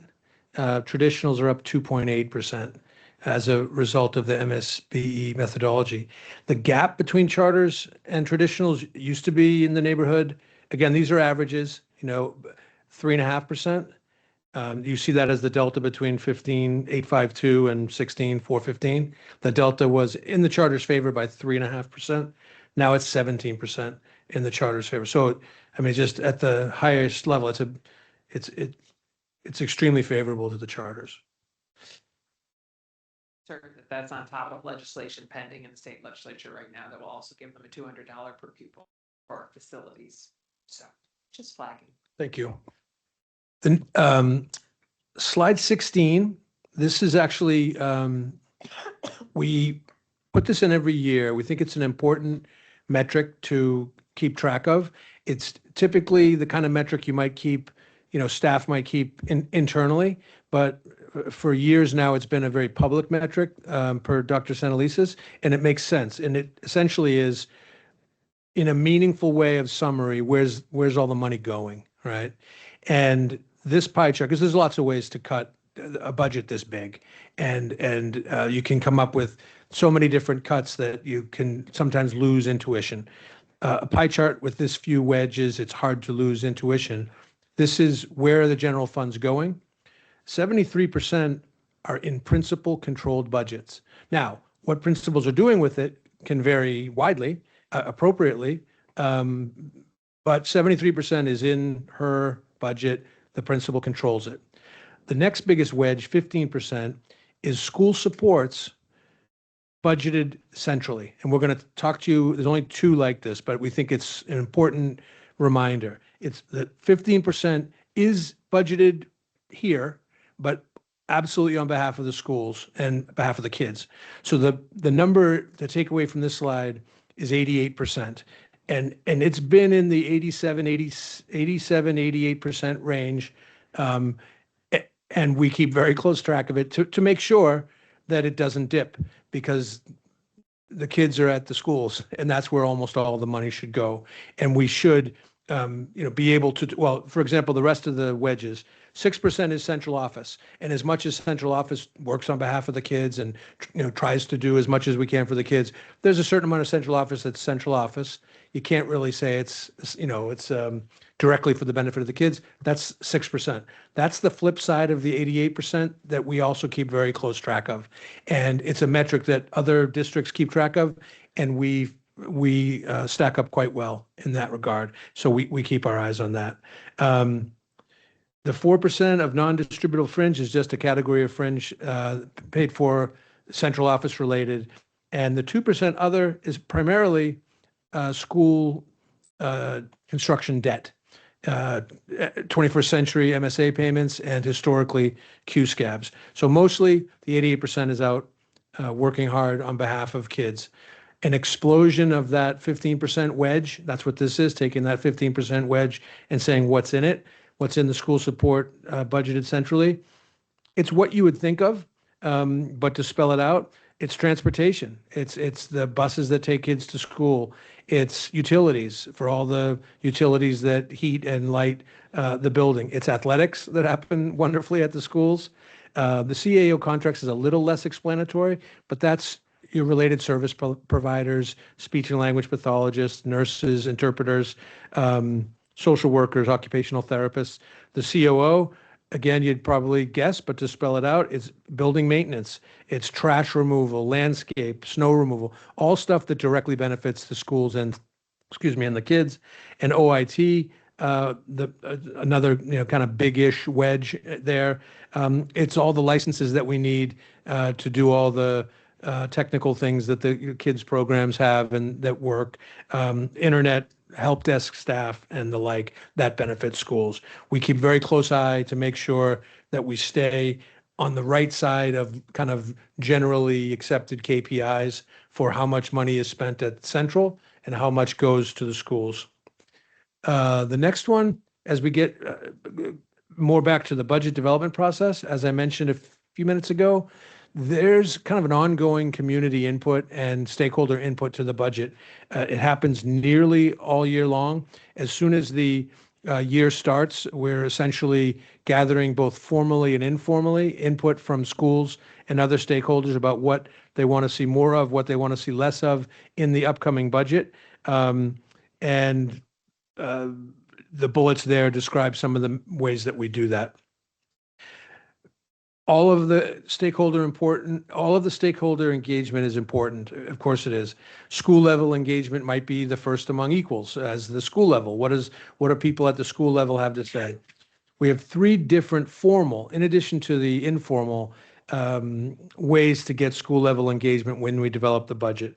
The first is the priority engagement session that's required. Every school has these. These are not optional. You must have them, and I think schools are delighted to have them because they get to say what they like, what they want more of. So it's definitely not they're happy to provide that feedback. That meeting happens in the fall, usually after the school year their current school year has been up and running for a couple of months, and people have a lot of thoughts. A couple of months of school gives you plenty of data as to what you think you might need for the next year, what you want more of, what you want less of. So it is looking forward to the next year. At the same time, we have to get started early to do that. After that, there's a community budget forum that happens around mid-February. And at that point, the individual school has its projected budget. So rather than just speaking in generalities, they have their school and their projected amounts for their building. And once the school leaders have that, they have the community budget forum, and they can, they have some real meat on the bones, and they can talk to their community about, here's what we'd like to do this year or next year as opposed to this year. Finally, there's a community budget review meeting. All schools have those as well, where the school gets together with its community and says, here's where we landed, because not all the comments made in a budget forum can be manifested. But the principal and his or her leadership will get back and say, here's the final draft of where we're going. And those are spirited discussions about what made the cut, what might not have made the cut. And those are just 3 alone at the school level. That is in addition to meetings we have that are the district budget sessions. We have a family staff session in early February. We have a community partners, and many of you know this already, even if not the exact stack up and dates, community partners session. And we had this year, for example, we had 2 separate multilingual family sessions, which again, as a point of pride, I know the commissioners are quite proud of the fact that those are meetings that can and are held in multiple languages, not just the single largest one of Spanish, but multiple other family languages as well. So that those also feed into all of the work that you see manifested tonight. Switching gears slightly, but staying on the topic of budget development, we just wanted to talk a little bit about the many supports that are provided to schools along the long process of developing their school level budgets. We have a process that we're quite proud of, the pre-collaborative and collaborative process that has been in place for a number of years, where schools get cross-office support from across the central office as they're developing and finalizing their budgets. We wanted to highlight a couple of pieces that we added this year, as we're always looking to strengthen those supports to schools. As you all know, in the fall, there was still a lot of uncertainty around what our FY27 budget our new revenue was going to look like, with a lot of uncertainty about schools that might have significant enrollment declines. We didn't know how certain or not our federal funding was looking. And so we really wanted to make sure that schools were prepared in the event that they might have to really do some harder decision making. And so we developed a strategic resource template that was distributed to school leaders in the fall, just to help them begin to think through how the trade-offs that come with budgeting, the implications for scheduling, staffing, and their use of resources in the event that they might experience an overall decline in their budget, as well as what they would add in the event they experience an increase. We also, last year, we worked to standardize the budget collaborative agenda so that every school followed the same process. We were sure that all schools were getting the same inputs and support along the way. And this year, we did something similar for the pre-collaborative process. Dr. Santelises wanted to make sure that we were really supporting schools in developing that muscle around resource decision-making. And so we standardized the agenda to make sure not just that they were having an opportunity to discuss any issues they might be encountering as they developed their budget, but that we were really having a discussion with each school about their decision making in their resource planning. And just to give you a sense on the next slide of what that looks like, this is the framework that we used. I won't read all the questions to you, but we wanted to make sure that our school leaders were looking at data and evidence in their resource planning, what evidence was guiding their decision making, what their priorities were around staffing, scheduling, and other resource use, what was most important to them to maintain and why, and anything new they were adding, what was the reasoning behind it, and that they were really thinking through nice to haves versus must haves versus critical to student success, and also thinking about the specific needs of their students and the specific needs of their staff. We also are proud of the changes we've made over the last few years to the budget guidance planning package. We are in our 3rd iteration now since we moved to the roadmap setup of the guidance. We think it's a huge improvement for schools. We've gotten a lot of positive feedback on it. The old guidance package was just a lot of narrative organized by office that schools kind of had to wade their way through.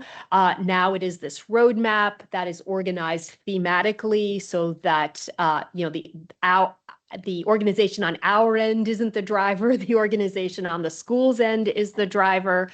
And we continue to try to make improvements to it this year. This year, we added an icon to the roadmap so they could easily find the things that had changed and were different from last year. We also added an FAQ to the guidance package so that to lift up and surface the questions we hear most often and the things that were new and different and most critical in the guidance package. It also includes the budget priorities and a requirements checklist, so you can have that one-stop shop to see, okay, what are all the things I know I have to do? The requirements checklist guides not only planning, but then in the budget collaboratives, it's the way of making sure that nothing is missed. And then our reference guides are organized in a way that schools can more easily find the information that they're looking for in all the supplemental materials. Thanks, Sandy.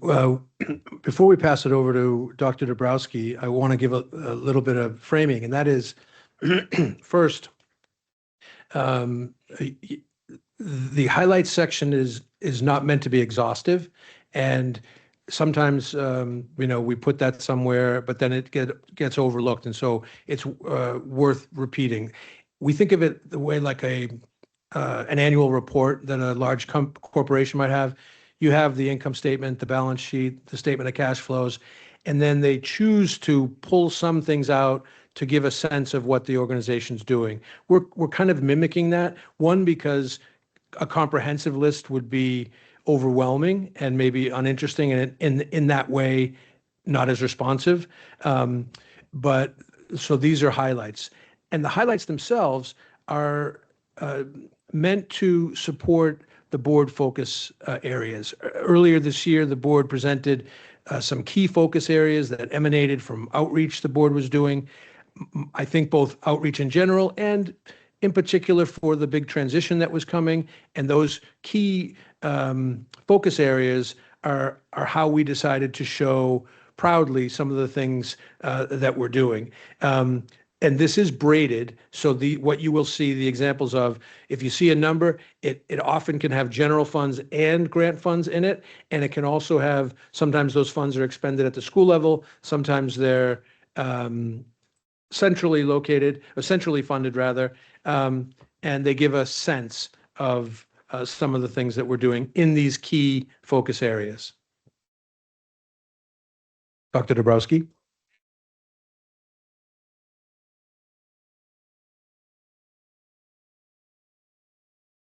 Some of the highlights that we have made very intentional investments in what I think Chief Doherty has mentioned as a belt tightening year for us as we've been planning. So if we take a look first at the more high performing schools, which was a really important space for us as we've thought about our fiscal 27 planning, we wanted to first say that there is a commitment for all of our schools to become high performing schools. And so you will see that reflected in our investments to ensure that there are strong foundations, extended opportunities for learning, high quality staff, again, to really move towards improvement, and coherent systems to ensure that we are tracking and monitoring progress and having student-centered decision-making. We also know that the work around a small subset of schools requires strategic investment. So that is also reflected as part of our fiscal 27 highlights. So if we go on to the next slide here, just some key investments that are for all of our schools. You'll see our ongoing work in teaching and learning that centers on strong curricular diagnostics, assessments, high quality curriculum. Again, these are investments that we have made for the last 10 years and will continue to, again, serve students well.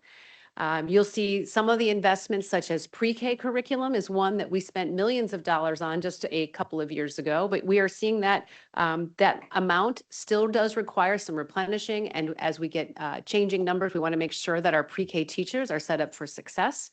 I also want to call out our ongoing work in mathematics improvement. So you will see, again, these are district-wide investments we are making to ensure our teachers have access to high-quality mathematics materials.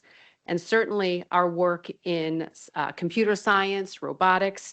And I think I do want to name here too, where we did our work to bring these into the focus areas, there's some places where they fit in multiple spots. Robotics is a perfect example because when we move to another part of a focus area and we think about students' engagement and wholeness and peace, robotics actually lives in multiple spots. So I just wanted to name that too. And certainly summer learning is another space where we have really wonderful enrichment opportunities through Summer Arts for Learning. And I'm excited that, this summer we're going to be having a summer orchestra here in city schools. So even a space of belt tightening, there are places to get excited and celebrate some of the great work that we are funding in fiscal 27.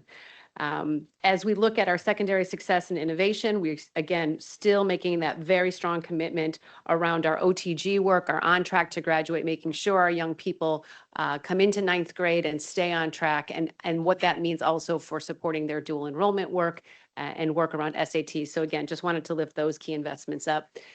Certainly, we wanted to talk about some systems work that are important for us. Student learning plans have been part of our portfolio the last 5 years.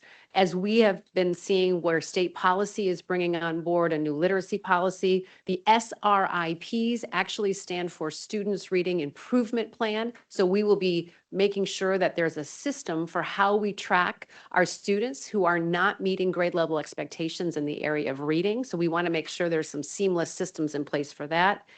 Similar to that, we love acronyms in education, so you'll see MTSS, which stands for Multi-Tiered Systems of Support. What that means is that we want to ensure we are tracking the tiers of the first tier being what all students receive, but for those who need intervention, we call those tier 2 and tier 3.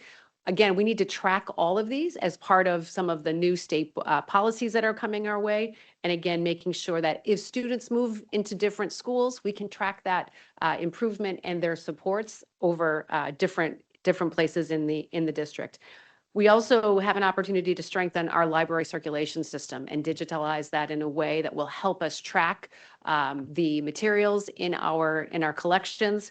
And again, excited that even in a space of belt tightening, we're going to put in some systems work to help us move work forward. We continue a very robust investment in professional learning in this budget.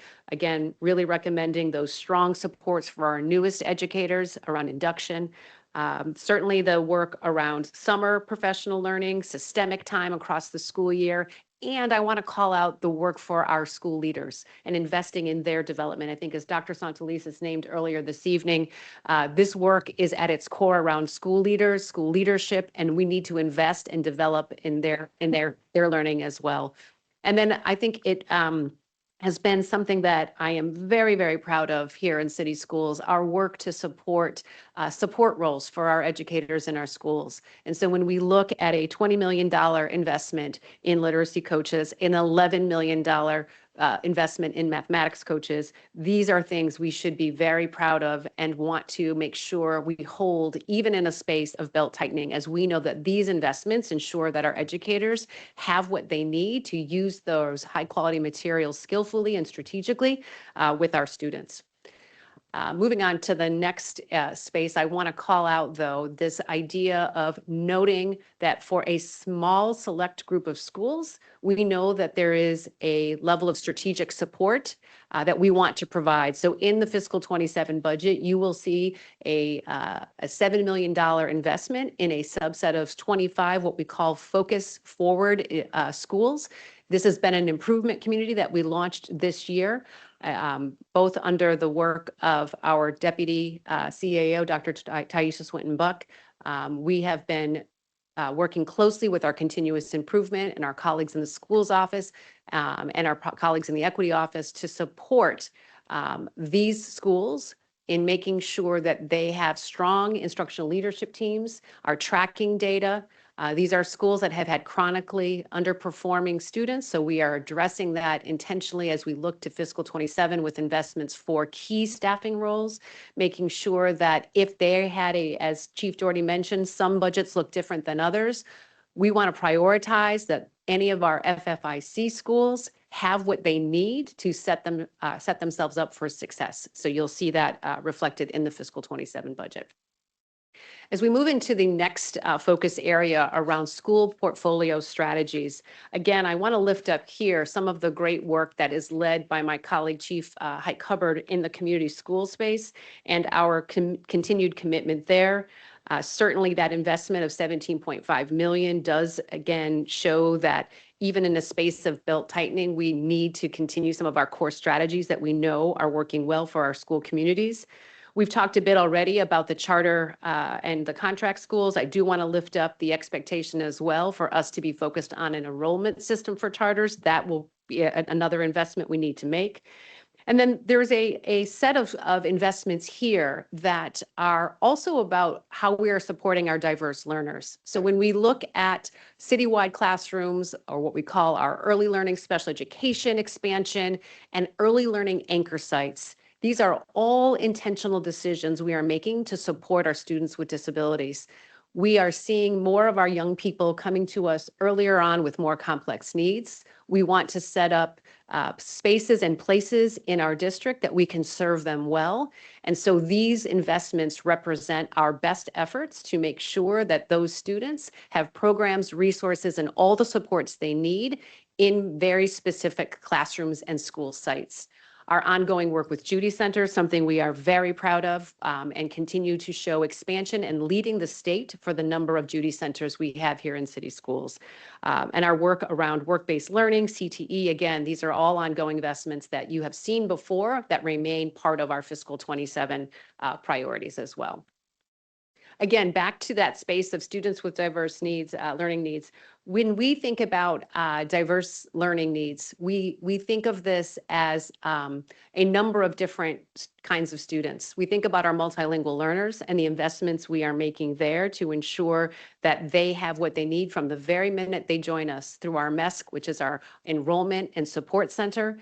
Certainly the work that our centralized colleagues, our school success liaisons who work specifically with multilingual learners, and all the work that we've talked about in terms of interpretation and making sure that we have opportunities for our multilingual learners to be successful. The work with our students with IEPs, again, I just mentioned some of that work that's over in the portfolio. There's $7.3 million in those expanded classrooms and early learning sites and citywide sites. But in addition to that, we invest in extended school year for those students who need and require additional support throughout the summer. We think about our students all the way up to age 21, where that is that secondary transition commitment we make. Our work with the Special Olympics, and certainly the work in our providing those adult supports and one-to-one aids. So again, you'll see that reflected in this budget. We also want to highlight, again, that we think about all of the students who may need support in general education through Tier 2 and Tier 3. So when I mentioned that MTSS work, there are students who may not have an IEP, but who need additional support. So that is part of what we would say are these diverse learning needs. Our gifted and advanced learning. We have done incredible work in that space, advanced placement, credit recovery for students who may not have a learning disability, but for whatever reason did not earn the credit the first time around, and investing in an opportunity for them to get that credit to stay on track. We're excited to bring online a new 504 platform to support students who have those plans to ensure that they are getting what they are needing and that we are tracking that. And then last but not least, as much as we know we have to do the intensive work with our youngest learners, the idea of prevention and intervention for early learners is part of our work to ensure that we can meet those youngest learners earlier and sooner. And then if we move into school climate and student well-being, again, we see here these key investments and enrichments that are, again, part of the beautiful work here in city schools and our commitment to fine arts. Again, you can see a $41.4 million investment in our teaching positions and the additional school spending that is required as part of that budget guidance. Again, our work with the Summer Arts for Learning, our work with OrcKids, we've got a number of just partners that have lifted up the work of fine arts in our district. Our ongoing commitment to athletics, again, the athletic trainers, the coaching stipends. Certainly, these are things we highlight centrally, but there's additional spending happening at the school levels. Our work around student government, again, something that we know is meaningful to our young people, to have them feel engaged in part of decision-making. Our efforts around centralized graduation so that every high schooler, regardless of the facility of their high school, the size of their high school, can have a very grand and beautiful ceremony. That is something that we are really proud of and look forward to continuing. And then finally, I think there are significant investments to highlight in behavior and mental health support. That continues to be a top priority. You can see that matched in our allocations there. The volume and the dollars there for social workers, psychologists, counselors, post-secondary advisors. These are investments we take very seriously, as we know they are key roles and key opportunities for our students to feel supported. And so with that, I will turn it back to Chief Doherty and look forward to further engagement as we move through this budget process. Thank you very much. I will just say that the finance office and all of the relevant content offices stand ready during this review period, this 1-month review period, to answer questions, provide more data, whether it's as easy as an email or whether it needs to be meetings set up that work for the commissioners' schedules. We've all had our spring breaks and we're back in the saddle, and we look forward to doing that. And again, you're armed with this presentation, which is on board docs, and also the budget book that you'll have by bedtime Friday. Thank you. Thank you. Just want to thank you guys so much, the entire team. I know it's a team effort across city schools to put together our annual budget. And I just want to take just a point of privilege just to acknowledge two things that I think are really important. One, reflecting how the board focus areas show up in the budget. I think that's a wonderful way for the board to have more clarity and transparency in terms of how these things will be lived out. And secondarily, I appreciate the deep, concentrated, and focus area on how we're supporting our schools around strategic planning and strategic resource allocation. It's not just about giving a number. It's not just about them submitting budget to Central District, but giving them the tools, the resources, and the support through the collaboratives and other means and mechanisms to ensure all of those resources really do support the learning of our young people. So I do appreciate and acknowledge those efforts. Are there any questions or comments for our board colleagues this evening? Commissioner Mohammed? So I'll start off by just stating I want to give thanks to our board staff, particularly Duana that's in Annapolis, our state legislators, and our governor, because of the commitment to the concentration of poverty levels. And it's clear that that commitment within this budget remains strong. So I just want to start by highlighting that. I have a few questions, try to keep them simple and quick. The first is just around the cost of the increased charters. So if we put a cost to it, to the district as a whole, our traditional schools may be losing what, 18 to 20 million? And if I'm maybe somewhere, this was a little long, so I got to do some math. The cost per school, where are we going to fill it? Where are we going to see this? Because if it's around that amount, we're looking at a staff person per school, maybe. So if you can give us some insight into how we will actually fill that decrease to our traditional schools, what that's going to actually look like.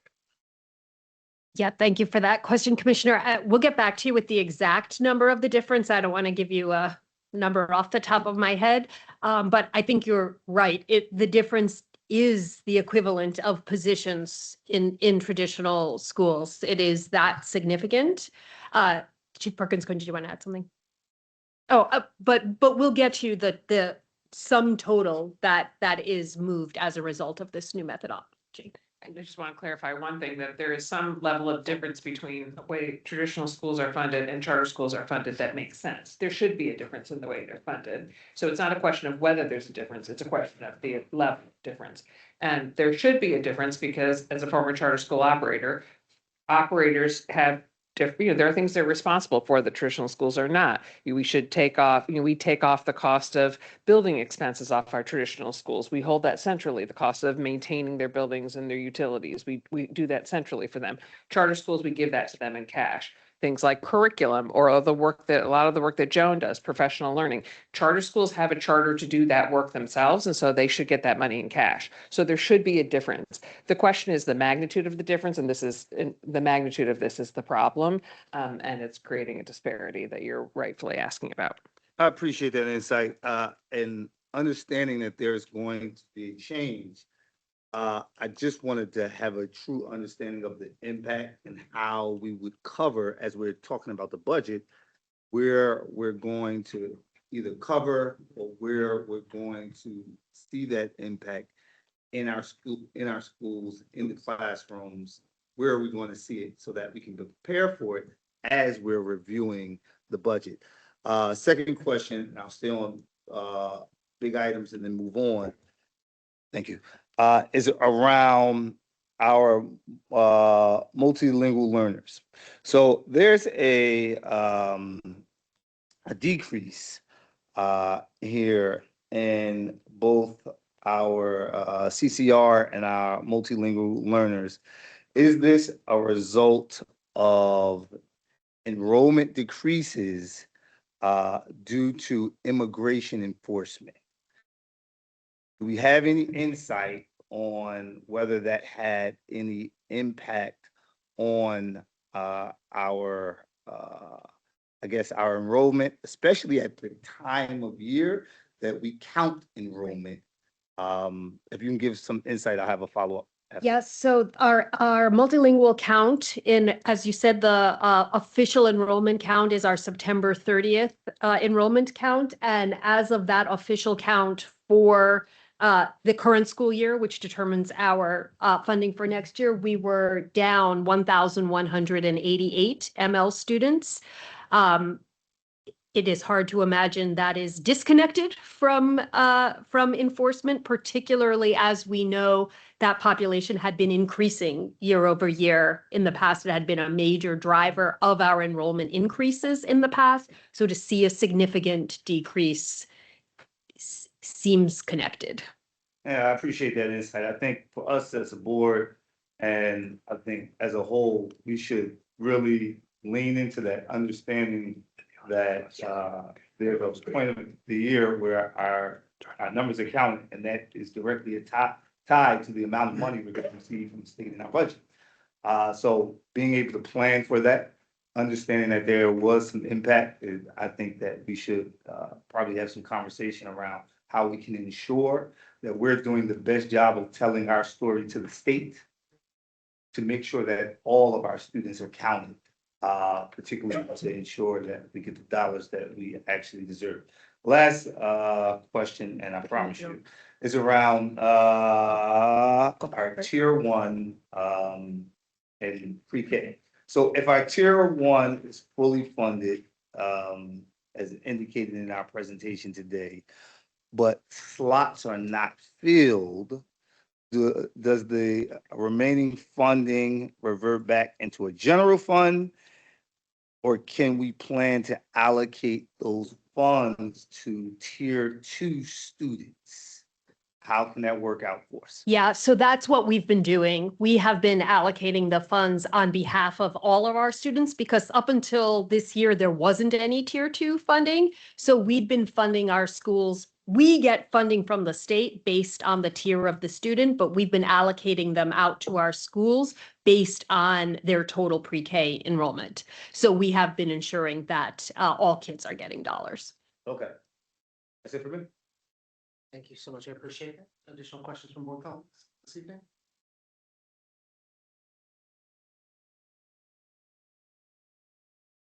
Any of our board colleagues who are online, I'm sorry, I can't see you. If you have your hand up or you have anything additional you would like to contribute.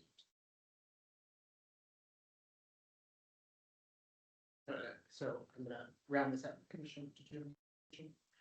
So I just want to round out this section just with the general thanks, but you know, the budget does go to serve, you know, the vast amount of needs that we have across the district. And in this belt tightening year, it doesn't lessen our obligation to ensure each one of our children have an excellent education here in Baltimore City. Recognize that there has to be, you know, trade-offs, but at the core of our work is strong instruction, strong academic programming, and all of what we do. Thank you, guys. We look forward to additional materials and the timeline ahead for approval. Chief Dabrowski, may I trouble you to do 6.03 while you are here? Awesome. All right, so more friends to join on IKEA. This is promotion and retention in grades 12. We're just going to shift gears a little bit. This is on graduation standards. It's our first reader. I want to appreciate and acknowledge the work of the Teaching and Learning Committee where this first came through. Awesome. All right, so good evening again. I'm still Joan Dabrowski, Chief Academic Officer, and I am joined by my two fabulous colleagues, Executive Director Eric Jefferson from Secondary Success and Innovation, and Executive Director Dr. Kevin Cuppet, Executive Director of Teaching and Learning. And so as Chair Sally mentioned, we are here tonight to bring you a first reader presentation on the proposed revisions to Board Policy IKEA and IKEB, which are in fact about our promotion, retention, and graduation. So just a little bit of frame before I toss it over to my colleagues. We did some work last year on some regulation pieces, and we knew that that was just to sort of hold the line. We did some work around our algebra requirement, a couple of other small tweaks that we wanted to do sort of in the near term. But I think we're holding off on more of the significant revisions, knowing we've got some state policy coming in that is certainly informing some changes and shifts that we need to make. And also that this was an opportunity just to look through and make sure our terminologies were up to date, and there sort of are a number of cleanups that needed to happen. And so again, bringing this forward as our first reader proposal, and I will be turning this over to our Executive Director, Eric Jefferson. Good evening, Dr. Santelises and the commissioners. Good evening. And we go to the next slide. As we are going throughout this, we'll see that this is really around the board strategic priorities of priority 1 and priority 4, which is to strengthen and change supports to rigorous instruction and expand access to high quality programming and strengthen equity across the district. And so we are really focused on the IKEA and IKEB in this presentation. Next slide. Our agenda for tonight, really going to go over our current board policies. And then we will see some of the changes that we've made. And then we're going to go to our stakeholder feedback because we have had quite a few stakeholder meetings, and we're going to cover those feedback as well. So diving right into IKEA and IKEARA is our promotion and retention policy. This regulation focuses on that promotion and retention. At the core, this policy is designed to ensure that students are promoted based on readiness and not simple seat time. It established the importance of rigorous standards, effective instruction, and interventions that reduce the need for retention. And it's also recognized that retention and promotion decisions have major implications on students, and not just students being retained, but their mental health as well. So we want to address all of these things and have a clear policy that is aligned to best practices. So some of the adjustments that we made last year, next slide, I'm sorry. Some of the adjustments that we made last year to IKEARA and IKEA, the policy, when we looked at increasing the rigor for foundational requirements from promotion from 9th to 10th grade. So we did increase the rigor. So we went from only needing 5 credits in one core in the credit. We went from needing 5 credits to earning 2 credits in a core class. So, and one of those core classes must be math or ELA, English language. We also removed the reference to Algebra 2 as a promotion requirement because we know that coming down, we're going to start seeing graduation requirements of Integrated Algebra 1 and Integrated Algebra 2 as promotion and graduation requirements that are coming down from MSDE. And I'm going to turn it over to my colleague, Dr. Cuppet. Good evening. We're going to talk a little bit about the rationale now for continued changes in board policy IKEA. And Dr. Dabrowski mentioned significant policies coming in from MSDE. We need to align with those. They are, as I told her in a conversation, it's probably the most significant wave of policy that I've seen in my 32 years in the state of Maryland. So we are working hard to align. And one of the things that had to be a part of that were the changes that we're making here in the regulation and policy.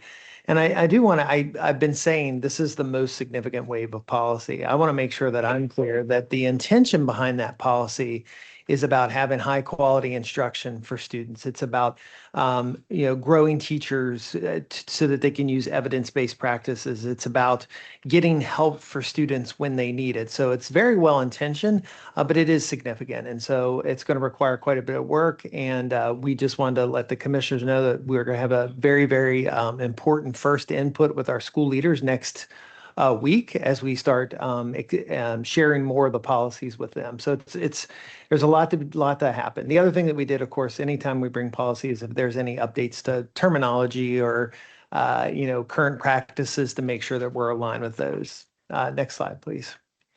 So a couple that we have shared in conversation that we'll highlight here. There has been, of course, the pre-K through 3 literacy policy. And that one of the requirements in there is that it requires us as LEAs to include the information about promotion and retention around 3rd grade into our policies. And that's so we're complying with that now.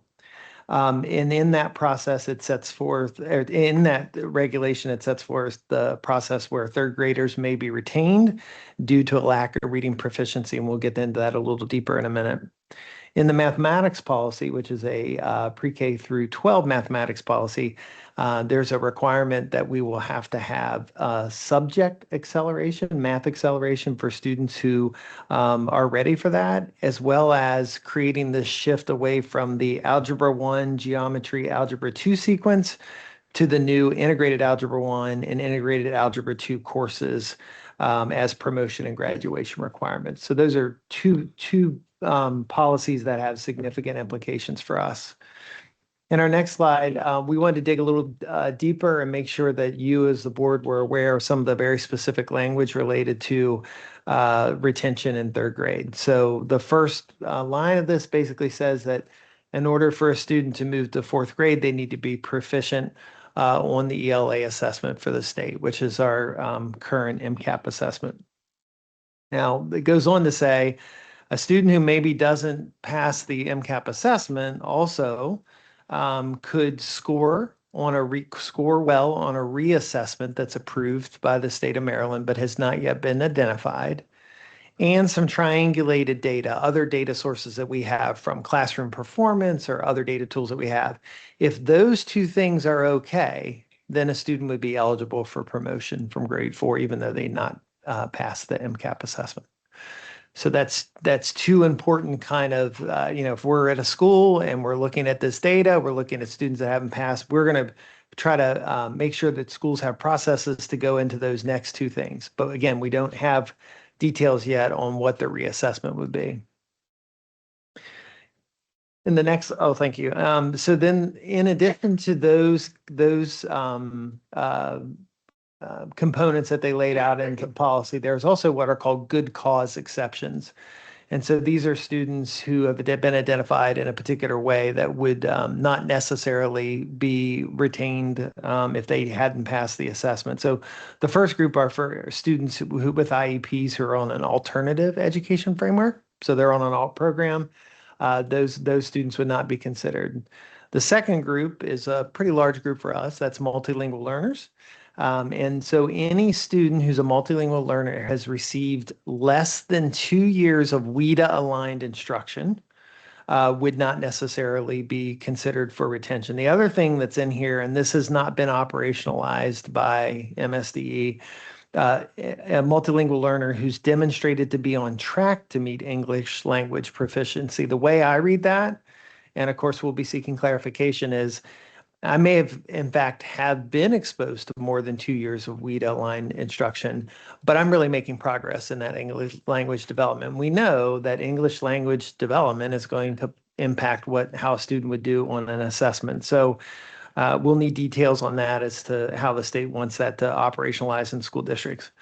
The third category is if the student has an IEP or a Section 504 plan and has received 2 or more years of intensive reading intervention, but still demonstrating difficulty. And I think what that signals from the state is you've identified a student prior to 3rd grade. They've been in an intensive evidence-based research, evidence-based reading intervention for 2 years. You have a plan for that student. That student is in good hands, so to speak. And so they're saying if you can demonstrate that, then it would not necessarily mean retention.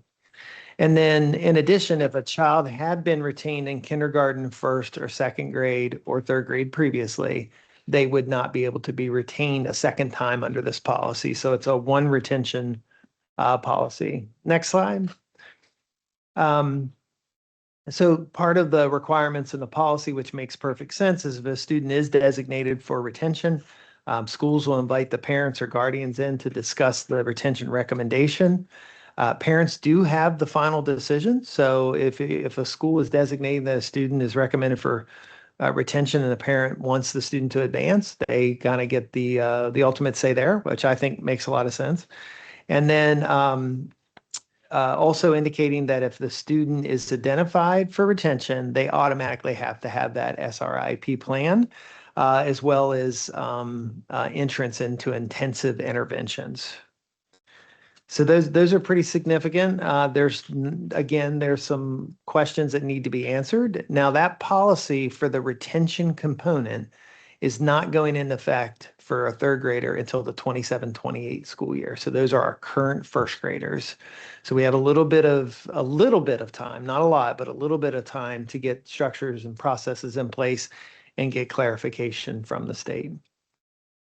In this next slide, you'll see we're going to go back to that single subject acceleration in mathematics, which basically just means that students are identified with math promise. And the way the state is indicating that is that the score at the highest level in the MCAP, so students who score 4, starting in grade 3, would be identified for acceleration up to the goal of taking integrated algebra 1 in 8th grade. That acceleration pathway, I think our math team is already exploring that. We have schools that actually have acceleration pathways right now for students. We have plenty of kids that take algebra 1 in 8th grade. I don't think this is going to be a huge deal. The one thing that I would try to do is to make sure that when we are identifying students that we have a really strong equity lens and that we're really giving kids, if the kid hits an automatic 4, that's great. They should go on. But what about kids who are scoring 3 and very high? And what does it mean if they're actually in the same classroom where I have a bunch of kids who are being accelerated who had 4s? You know, that kid should have a shot at some of the differentiated content that might allow that student to hop on that fast track to algebra, and integrated algebra 1 in 8th grade. So that could be very exciting for a lot of our students. Just next slide, there's been some updated terminology in here. That whole grade acceleration, just so you know, we wanted to make sure it was clear. Whole grade acceleration is I'm a 3rd grader, and next year I'm going to be accelerated. I'll be a 5th grader. Single subject just means you're accelerated within that particular content area. We replaced English learner with multilingual learner, which is the newest term. We added some definitions for some of the terms that you'll see there. We added definitions for the student reading improvement plan that Dr. Dabrowski mentioned earlier. And the MTSS is in there. And then the next slide, we did update. Was that your slide? Did I take your slide? Oh, good. Okay. Updated math promotion standards to reflect state requirement of taking a math course every year in high school. Okay. Now, some of the, yes, policies are coming, they're changing, but I think we also wanted to communicate not only to you as the board, but to our community that many of the investments we've made over the last few years have really positioned us well. So we've already aligned the science of reading work here. In fact, I think, and somebody can correct me if I'm wrong, but I think Baltimore City Schools was one of the first districts to adopt an HQIM, high quality reading, before you did in my previous district. So kudos, yeah. So that the investment we have in literacy coaches, there's a strong assessment system in here. I think we can tweak and make some improvements, but all of these components, which are required by the policy, are already in place here in city schools, which is fantastic. We've also reflected in the budget. You saw some of that in the earlier presentation, some investments we're going to make. Some tier 3 programming for students who have the most significant and sustained reading difficulties. Think of a student who has dyslexia. We're looking at, mentioned the 504 platform.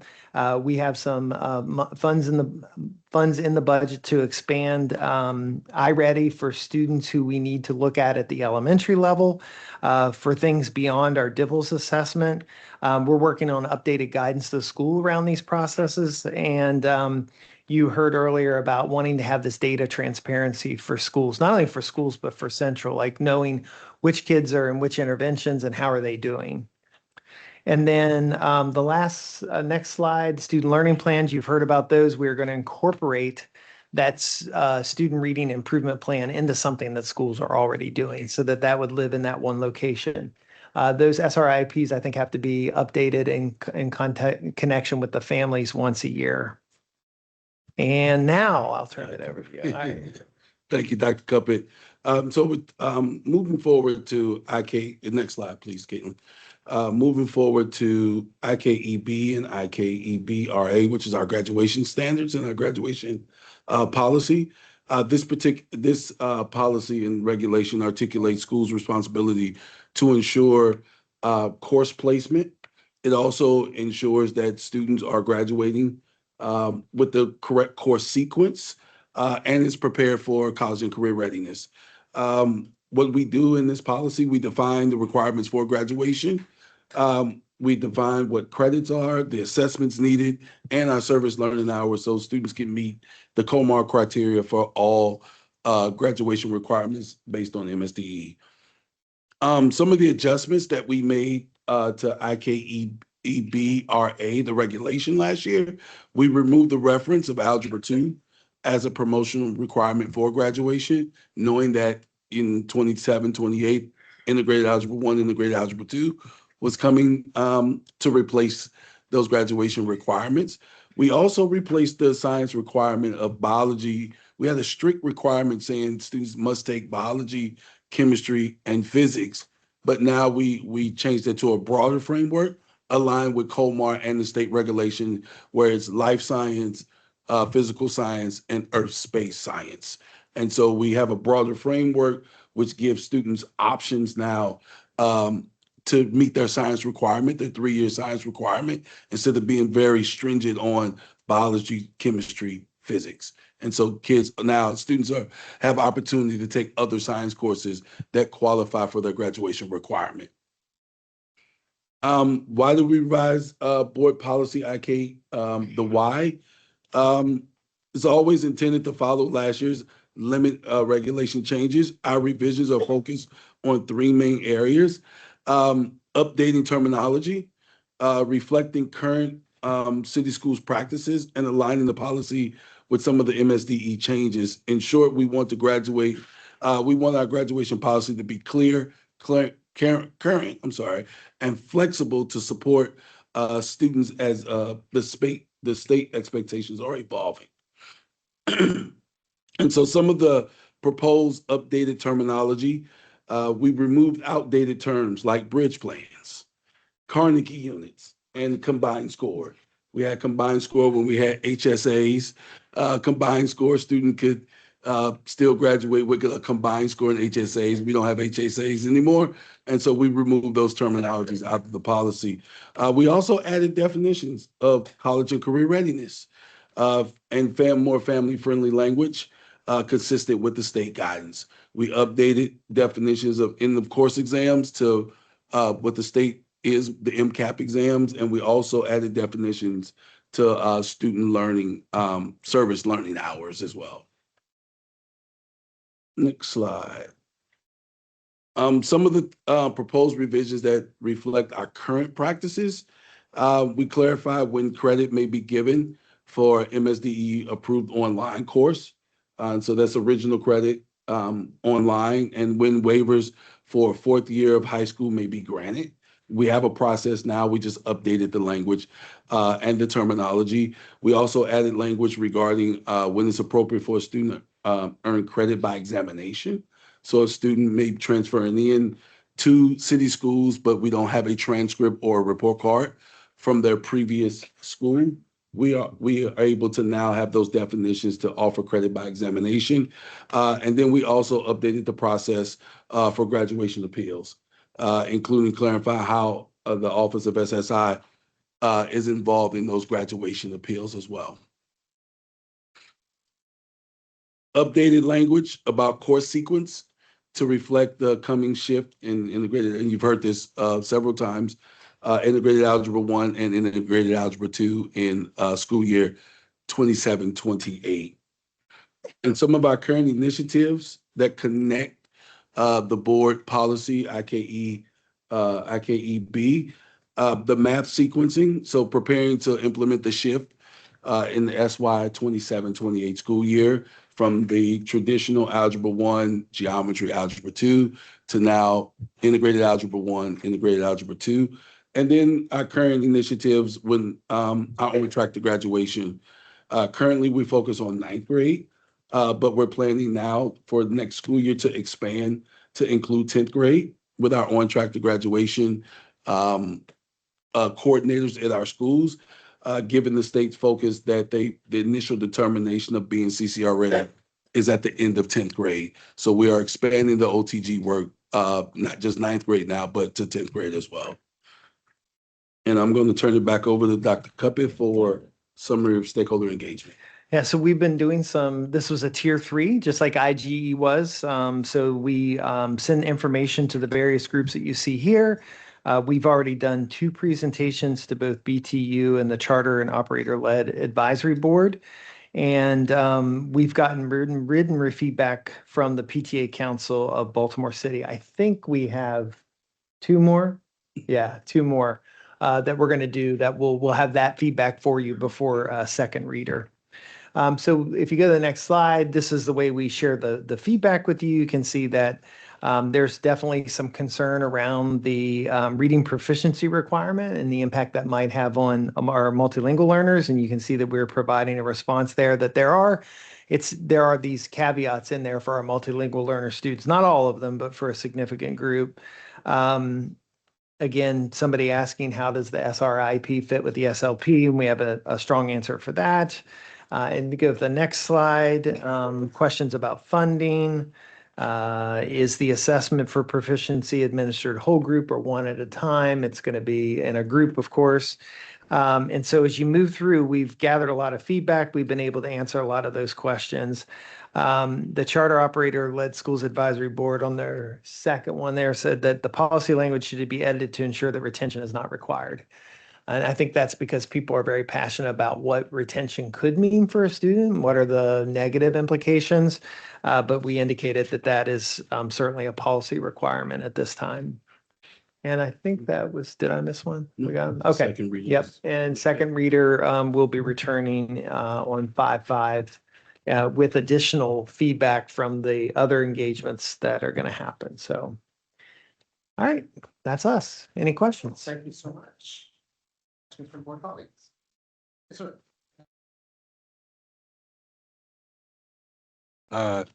We seem to have a proliferation of assessments that say that a scholar is ready to move forward or to be retained. We seem to have a mixture of platforms. And the reason why I bring that up is because, you know, as an instructor of MLLs, I see that we have a platform, and I'm just focusing right there right now, because I did teach CTE also, so there's a whole nother level of assessment that has to go along with advancement or can do for a student. And as I'm looking at MLLs, I mean, the WEDA standards actually are those things that say I'm become proficient or I need to have so much work done to move me forward or not. So are we making adjustments for those types of situations where we have scholars that are not on traditional tracks, or scholars that are coming to us that need supports that we don't now provide, or that the supports that we provide conflict with the can-dos of common, curricular practices. So that's the question. So if I'm following there, like what's that constant tension that occurs in schools where we're trying to get kids who need additional help versus following along in the kind of the base program, that tier one support. So that MTSS, that's what I told you we're going to be tackling starting next week with our school principals. Many of our school leaders have put together really strong MTSS practices. So how do we make sure that a student stays in high quality ELA or mathematics instruction, but then has an opportunity to go to get additional help? It could be reading help, it could be math help, it could be ELD instruction, it could be specialized instruction as part of my IEP. That is the challenge of balancing things like my staffing, my scheduling, my identification of students, my moving kids in and out. And that system of MTSS is really the engine that drives that. But I totally understand, like we need to be very attentive to make sure that the extra help we're giving kids doesn't take them away from the good stuff that all kids should have. And so that is part of the work that we'll be moving forward with. And that we'll inform that not only from data from assessments, but also from the knowledge that teachers and school administrators and coaches have about kids. They know the kids the best. So that'll have to be part of the decision making that occurs at the school level. Thank you so much. Additional questions? Tonight, thank you guys so much. We'll see y'all soon. Thank you. I'll now invite Chief Emily Nielsen and team up for item number 6.02, presentation on GBM. It's temporary employee first reader.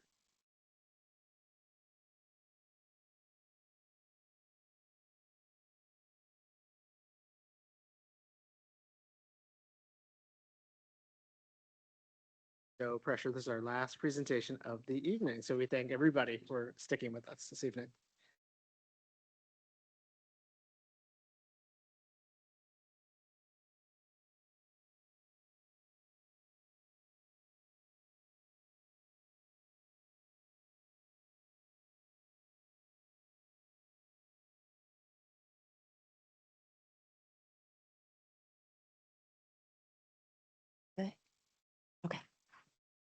Well, good evening, everybody. Good evening. Sorry, I'm trying to get the slide to come up. Our roles are normally reversed, so. But good evening again. My name is Emily Nielsen, Chief Human Capital, and I'm pleased to introduce my colleague, Ayana Patterson, Special Assistant for the Human Capital team, who's going to walk us through the proposed revisions to policy GBM temporary employment as soon as my laptop cooperates.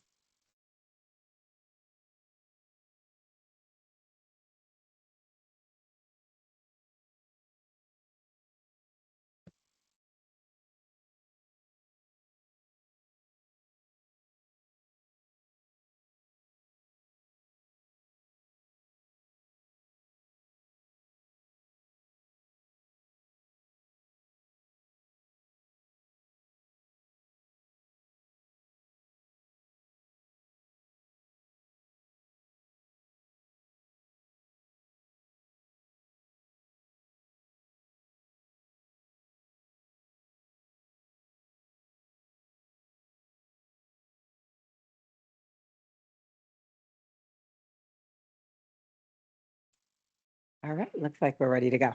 So, good evening, everybody. So we're here to present the policy revisions on policy GBM, which guides our temporary employment. We have taken feedback from the board, from senior leadership, as well as stakeholders, really trying to incorporate everyone's feedback while balancing all of the unique school needs, as well as all of our legal obligations. So that's why we're here tonight, to talk through some of those things with you all, to figure out how we can revise this policy in a way that's thoughtful and meaningful and will leave schools with what they need. This policy is directly aligned with the board's strategic priority 2 to retain, support qualified staff. So that is what we are here to revise this with. We can advance to the next slide. The current policy encompasses a process for hiring, how we compensate our temporary employees, and then how we extend those assignments once those assignments have ended. Next slide. Under our current policy, temporary employees are at will. They may be released with or without cause. Our policy also makes it really clear that temporary employees may not be used to displace permanent city schools employees or those employees that are in surplus status. It's really important to highlight that because that is already in our policy. It's not something that we're looking to change. That is a rule that is already currently in the policy. So that's something that guides how we move with our staffing. Next slide. The current temporary policy has a 90 workday limitation rule. And basically the 3 positions that are exempt from that rule are school-based positions, specialty instructors, and extended day program staff. Just want to go back to the school-based positions because it does not include all school-based positions. These are positions that provide support for the improvement of instructional program or direct enhancement of student learning or achievement. So not all school-based positions are included, just those that provide support for the instructional program or direct enhancement. Next slide. Temporary employees provide us with meaningful benefits and help us fulfill a variety of needs across city schools. A lot of times there are specialized skill sets that they may have that we don't have in-house, or it just may be that we just really don't have the capacity to do some of the things that temporary employees are able to do for us. Hiring of temporary employees also allows us to sometimes bring back some of those retirees that have a vast majority of city schools knowledge, and also allows us to hire our community members to come in and help us with our children because they know our communities best. So there are lots of roles that temporary employees fill for us. And so those are a lot of the benefits that they bring to us. Next slide. Alongside the benefits that we have with temporary employees, we do face some challenges with our current approach to how we manage the program. As I've shared before, temporary employees bring tremendous value, but at the same time, we want to be really intentional about how we're supporting them, ensuring that our practices are fair, respectful, and reflective of the value that they bring to us. As a temporary employee, they're not eligible for evaluations or performance improvement processes. Their roles don't have career pathway progressions.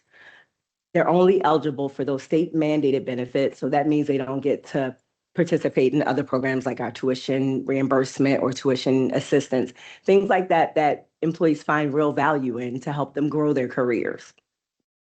Next slide. I want to talk a little bit about what we are proposing for the revisions for the policy.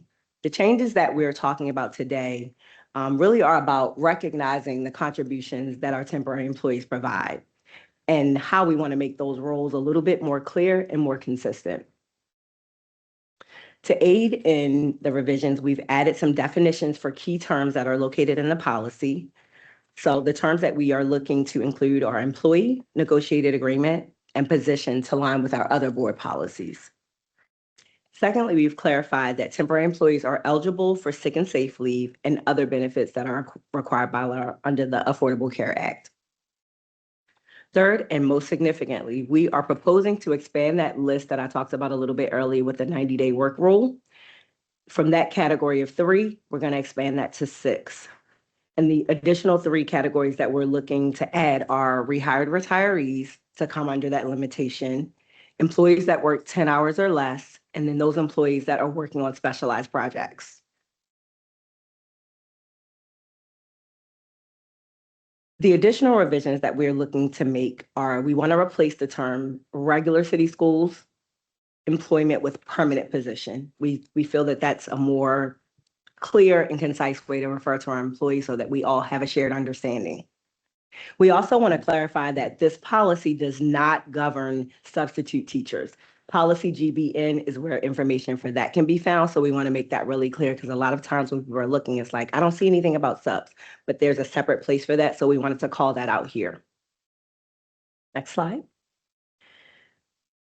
The proposed revisions that we are looking to make to the administrative regulations focus on implementation and alignment with our new updated Fusion system, our new financial system. The revisions ensure that the hiring processes align with Fusion. We clarify that temporary employees should be paid, and that pay should be comparable to those permanent positions that we have in city schools.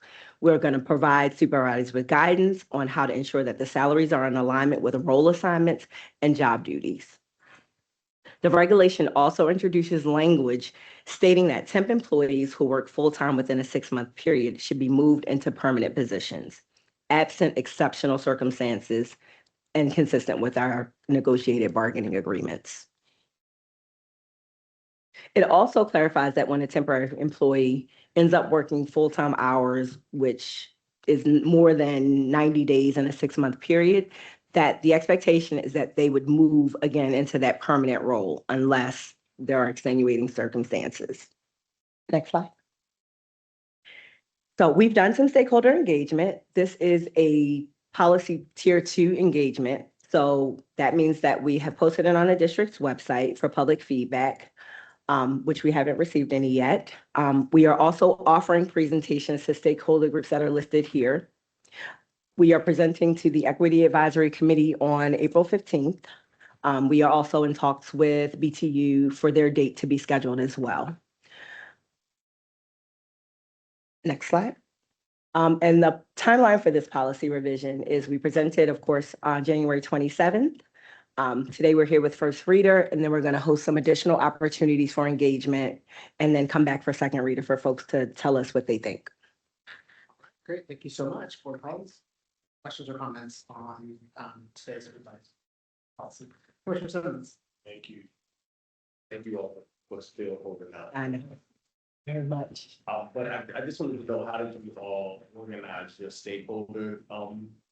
How did you get to your stakeholders? Because I noticed that BTU was listed twice. In one section it said still waiting, then you just said that, and then in the second session it said that they hadn't responded or anything.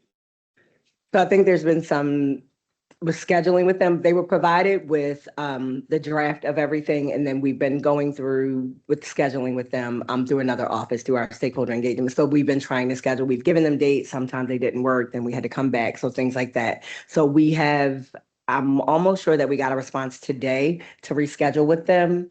And I'm not sure, Caitlin, if it is coming up in the next. In general? Yes, yeah, I was gonna clarify in general, so we have BTU at the top because we're in the process of scheduling a feedback session with them specifically. But then in the last row of this chart, they're called out as one of the labor unions that we reached out to. But we reached out to the other labor unions. So we just usually highlight them in Pizzazza as unions that are included in that outreach. And not to belabor this, but those are the only folks that you feel should be included in that stakeholder group? In terms of the labor unions or in No, both? just the folks that you have listed. So the stakeholder groups that we reach out to depend on how the policy is tiered. So for example, in the last revision that we had for IKEA and IKEB, this list was longer because that was tiered as a tier 3 policy, something that we anticipate having broader public impact because of, you know, how it could potentially impact students, families. This one was set as tier 2. We're thinking obviously it's going to impact schools in a certain way and the staff in our schools maybe have less of a public impact. And so that's where the list comes from. It depends on how the policy is tiered at the beginning of the revision process. Thank you so much. Additional comments or questions? I do. Go ahead. I'm sorry, I cannot see the list because I'm old lady. But I have, I have, a question, and forgive me, is up there. Is there, this is probably unconventional, but is there a way to do like a work, group with those who are temporary employees? To get information around like, why do they want to be temporary employees, or what the pros and cons are for them, or if they understand policy changes, or if they understand why policy may need to be changed. I think I'm kind of piggybacking on Commissioner Simmons. Maybe we could go to the actual people who it impacted, yes, who it will impact. Again, I know you have a timeline, but I do think, yes, the labor unions, but I'm very interested in feedback around what those who have been Or who will be. habitual, or Right. what, however we want to present it, those who have been temporary employees longer than maybe we think they should be. And some idea around why and how they would even see themselves in the district. I would be interested in seeing some of that feedback, because I think it's a communication maybe difference between like this policy and those who are in school buildings. They may not understand why this policy is coming about and how it can better them. Like some of the career ladder, like some of that language that we're using and talking about, I'm not sure that's being translated, or those who are in those positions understand maybe some of the benefits if they did become full-time city employees. I appreciate that question. You said it more eloquently than what I was trying to get to, but it's 9:15, so I was just trying to get it out. But I think that, just as she just mentioned, that's what I was saying, like, is this the only list of folks, right? I think that the people who are who are going to be most impacted have a little bit of a say, right? Should be a part of that conversation, particularly when you're thinking about where there are some schools that may not have this, right? They may not have this opportunity, and so they're using community partners to kind of fill in some of those gaps, right? So, if you have those folks that are in the building that are beyond the temp time, but you also still have those community partners that are doing hall monitor or cafeteria, things like that. I just think that they should need to be a part of that. Oh, conversation. absolutely. And what I will say is we've definitely not done this officially, but our staffing and talent management department, who goes out and works with our principals and staffs the schools, they've had those conversations with us. So that's how we've gotten some of the information that we've had around like their retirees who was like, I can't work anymore because I'm going to lose my benefits. Or, I'm on my husband's benefits, so I don't need benefits. I'm more interested in the wage or not. So we have done some stakeholder engagement at certain levels, but not official. So that is something that we could certainly formalize a process for, to be able to like capture that feedback and bring it back to you all as data. Yeah, absolutely. Messenger, Commissioner Mohammed. Say quick, just building off of that, I wondered too, with some of those community partners realizing that they might be split between employees, working both for a community partner and the city schools. And so I think what are kind of creative ways to build those voices, realizing it's a complex ecosystem. Absolutely. So, I'll read what I have, as I think this is a tool that, and I think we need to be careful, because there are guidelines, from the federal government that we have to meet, and then there's the impact to our children and ensuring their safety that we have to meet.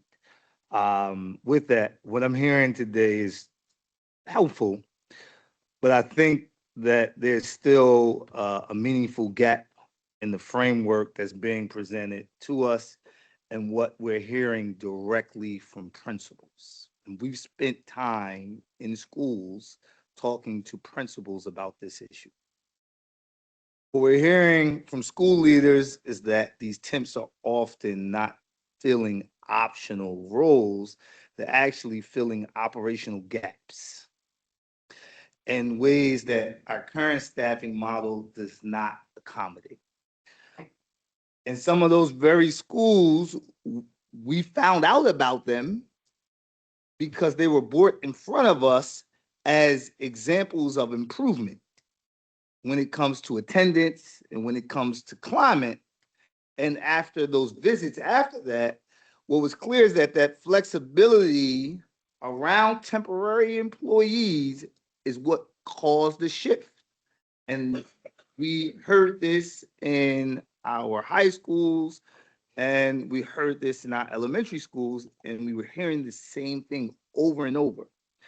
I think my concern and some of my fellow board members' concern is that if we frame this as a compliance issue without fully grappling with the function of these individuals that play an important role to our principals, then we may end up taking away a tool that's allowing us to be successful, that's creating safe environments for our principals without being able to replace it with something else. So I think with this policy, we need to move very slow. We need to evaluate not only how we can fill that gap, but the impact that it will have if we take it away. So I'm going to ask that our policy committee think about how we can slow down on this, because we are on the top line and we don't want to move fast, because the impact of this has to do it, like I'm focusing in on the safety of our children, because that's what was brought to us by the principals. They highlighted the safety, not us. So I'm asking us to slow down and really take a look and evaluate and have conversations ourselves, because as you are having conversations, we should be doing the same thing and bring, let's create the opportunity where we're meeting the needs of our children first, and then meeting the needs of whatever the requirements we have, whether it be through the state or federal. But we have to ensure that our children are safe. I appreciate that. I think what I'm troubled with here, because I'm also hearing in the presentation, there are things around leave and other kind of benefits that folks may be helpful to them in certain circumstances, depending upon their own life circumstances. And this is a tricky policy. This is really tricky in terms of, flexibility and autonomy that principals would like, making sure that temporary employees receive benefits that are required by law. I think that's paramount, and also what our children need. And so this is a very delicate issue to look at. And so I do appreciate what's being lifted up here in today's conversation. Can you reshare, just one quick question, reshare the timeline? Thank you. It's very helpful. Commissioner? Yes, and I think I broached this with some people earlier, but if we're going to identify and actually structure this so that it is beneficial not only to our principals, but and for creating a safe environment for our scholars, we do need to be able to identify this terrain, because we can't really move forward. We can't, and look, we know it's fish or fowl. We can't move forward, first. And so, and it seems as though, listening, that this category that we call temporary employees is just, well, it could be this, it could be that, it could be this, it could be the other.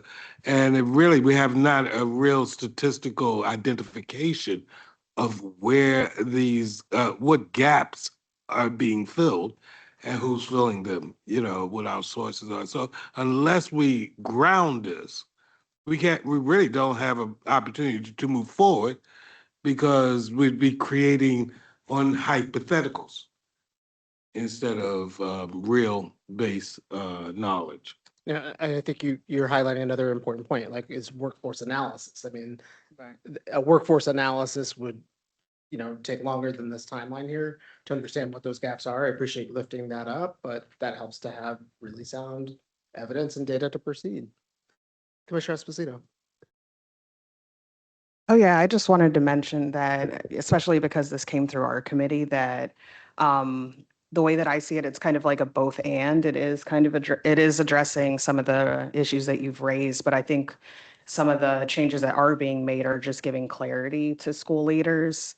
And I do want to just say that once policies are implemented, for example, like the cell phone policy, there's a lot of feedback that we receive after implementation to go back and look at it. So it is like a living document. So, as we do pass it, it doesn't mean that it's like set in stone, like indefinitely. So as we hear things from school leaders, or if there's like barriers, or if they notice that there's an additional group that needs to be added, those are like conversations that we can have and keep revising, improving, and clarifying so that we can stay compliant, but also accommodate like those school needs, like individual school needs and school leaders. That's why we have. Right, second reading, right. Right. But I don't think that we should, I think that like after it makes it to second reader, we should be sure about the policies that we're passing and not saying, oh, it's loose, so we can come back. And no, we have to be sure that this is what we're saying, right? After second reader. So we have this time to kind of go through it, but after we get to that point, we shouldn't later on, 2 months later on, come back down and say, oh, let's look at it again. No, Right. that's. Yeah. That's what I'm saying. And then after the vote, it's not loose to come back and switch up. So we need to spend the time to make sure that it's the right policy, right? And that the right work is going into it. So just. And I think like as the chair of the policy committee, like the thing that I've been telling folks, like most of the time when we do have public comment, we don't have anyone sign up. And so that's such a crucial time, like as we're discussing the policy in draft mode. So, as folks are hearing, things from individual leaders, or if there's community folks, like for us to hear it real time or to tell people about the process at that point is really, really crucial. Because most times when we are discussing policies that are very complicated, but it also a lot of the policies that do come through our committee, for example, when legislation changes, we have to act like immediately to stay compliant. So a lot of times we are on other people's time, unfortunately, but I would just encourage folks to participate in the policy committee, to sign up for public comment, and also submit comment at any time, because we do have the form online where people can submit comment as individuals. Yes. I just wanted to just make this note that some of the hardest things to change is habits, policies, and laws. Once they are enacted, it takes a whole lot to undo them. Huh? And laws, not in-laws.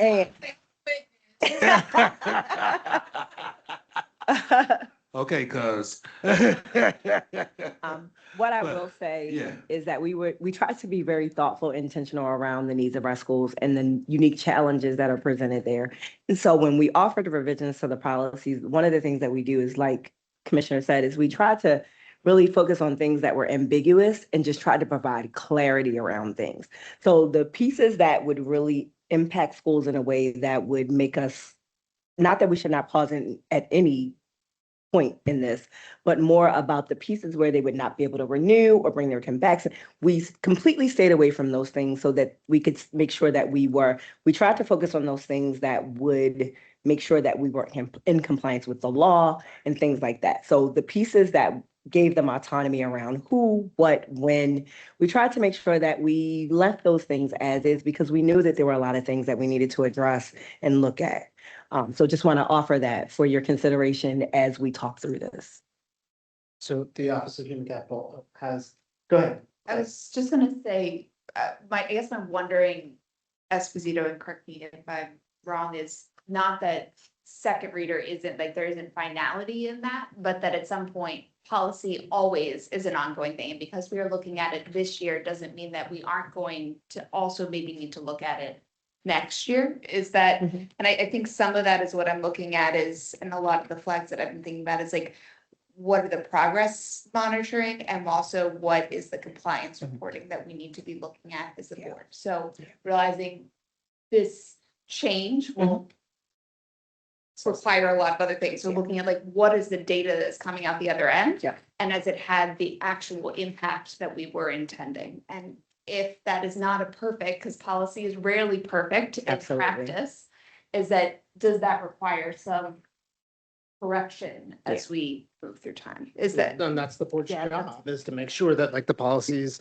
as they're being developed and implemented actually do serve the purposes that they do. And if we need to revise, I think, that's, but to your point, I think, as we see the reporting and the outcomes from that, that gives us solid data points to understand where future revisions are needed. I believe Commissioner Simmons, did you have one more hand up? Oh, okay. Commissioner Mohammed. So I want to be very clear. I'm not comfortable kicking this down the road. It's on our plate now.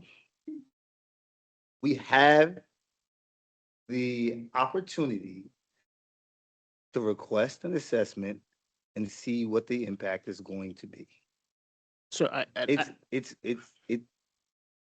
It's on us now. And if we don't have public comment, it doesn't change the fact that there is comment. And sometimes we got to go and retrieve it ourselves. We've been invited to schools. We've been invited to talk to principals. We've been invited to talk to staff persons. Let's take up those invitations. Let's do our role with regards to governance. And let's have those conversations. Let's look at the data that comes to us from the conversations that you have. And let's find a way to get this right, meeting our children's needs, meeting our leaders' needs, and meeting the needs that we are required to meet federally. But right now, it sounds like we're talking about a bunch of hypotheticals as opposed to really digging into the data. And that's going to come from us having conversations and getting our own. So that's where the push is. If we can set up a couple of more visits as a board to be able to talk to leaders, to be able to talk to staff, and we can have a level of insight so that when we're having this conversation, we actually know what our staff are actually asking us for, so we can find that happy medium, because we do have an obligation to the federal guidelines. We do. I'm not pushing against that. We have to get there. But we got to do it in a way where at the end of the day, our children are safe and we're meeting the needs. Because we could come back that, look, we have to do this. But because we have to do this, it creates a gap in our system. And this is how we're going to fill that gap within our schools. It may bring us there, that we have to do this fully, but this is how we're going to fill a gap. But we have to have that conversation. We got to do our due diligence. That's what I was gonna say. I think for me, it's more in between now and when we get to second reader, we have it listed as 5-5, that we've done our due diligence, the feedback is there, and that the second reader actually reflects what we are comfortable on voting on. That's what I'm saying, instead of having a second reader and we're still not sure. And I say that not just for this policy, really any policy, right? It needs to be right when it gets the second reader. First reader is just not enough. That's why you're here. We should be putting input, and the policy committee should be making sure that it is what everybody wants and what it needs to be when we get the second reader.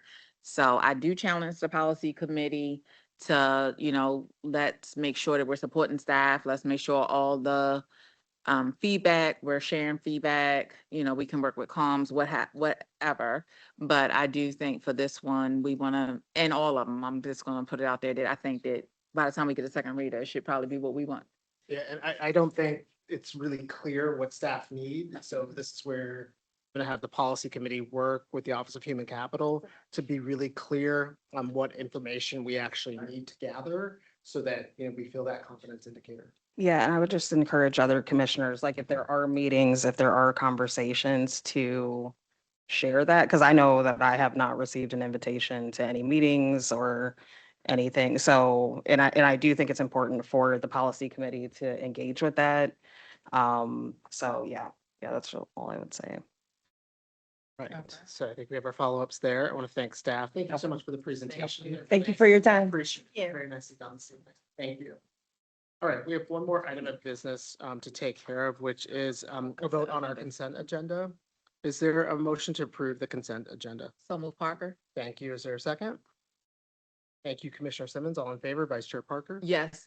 Commissioner Ames Messenger? Yes. Commissioner Esposito? Yes. Commissioner Kenyatta Bay? Yes. Commissioner Mohammed? Yes. Commissioner Scott Woodruff? Yes. Commissioner Simmons? Commissioner Slater Harrington? I'm in favor and this motion passes. Yes, Chair, sorry. No problem. We got you. We got your vote. We got it recorded. Thank you. Our notice of upcoming meetings really quickly, teaching and learning will be happening Tuesday, April 14th. Safety and wholeness on Thursday, the 16th. Our next board meeting will be on Tuesday, April 21st. Both our exec and public session. Our student commissioner is not here tonight, but she wanted to make sure that I announced, she'll talk about it a little bit more at the next board meeting, is the student board forum that will be happening on Wednesday, April 22nd, 2026. It will be both simulcast in person and virtual. And I think that takes us to the end. Is there a motion to adjourn? So moved. Is there a second? Second. All in favor? Aye. Have a good night, everybody. Thank you.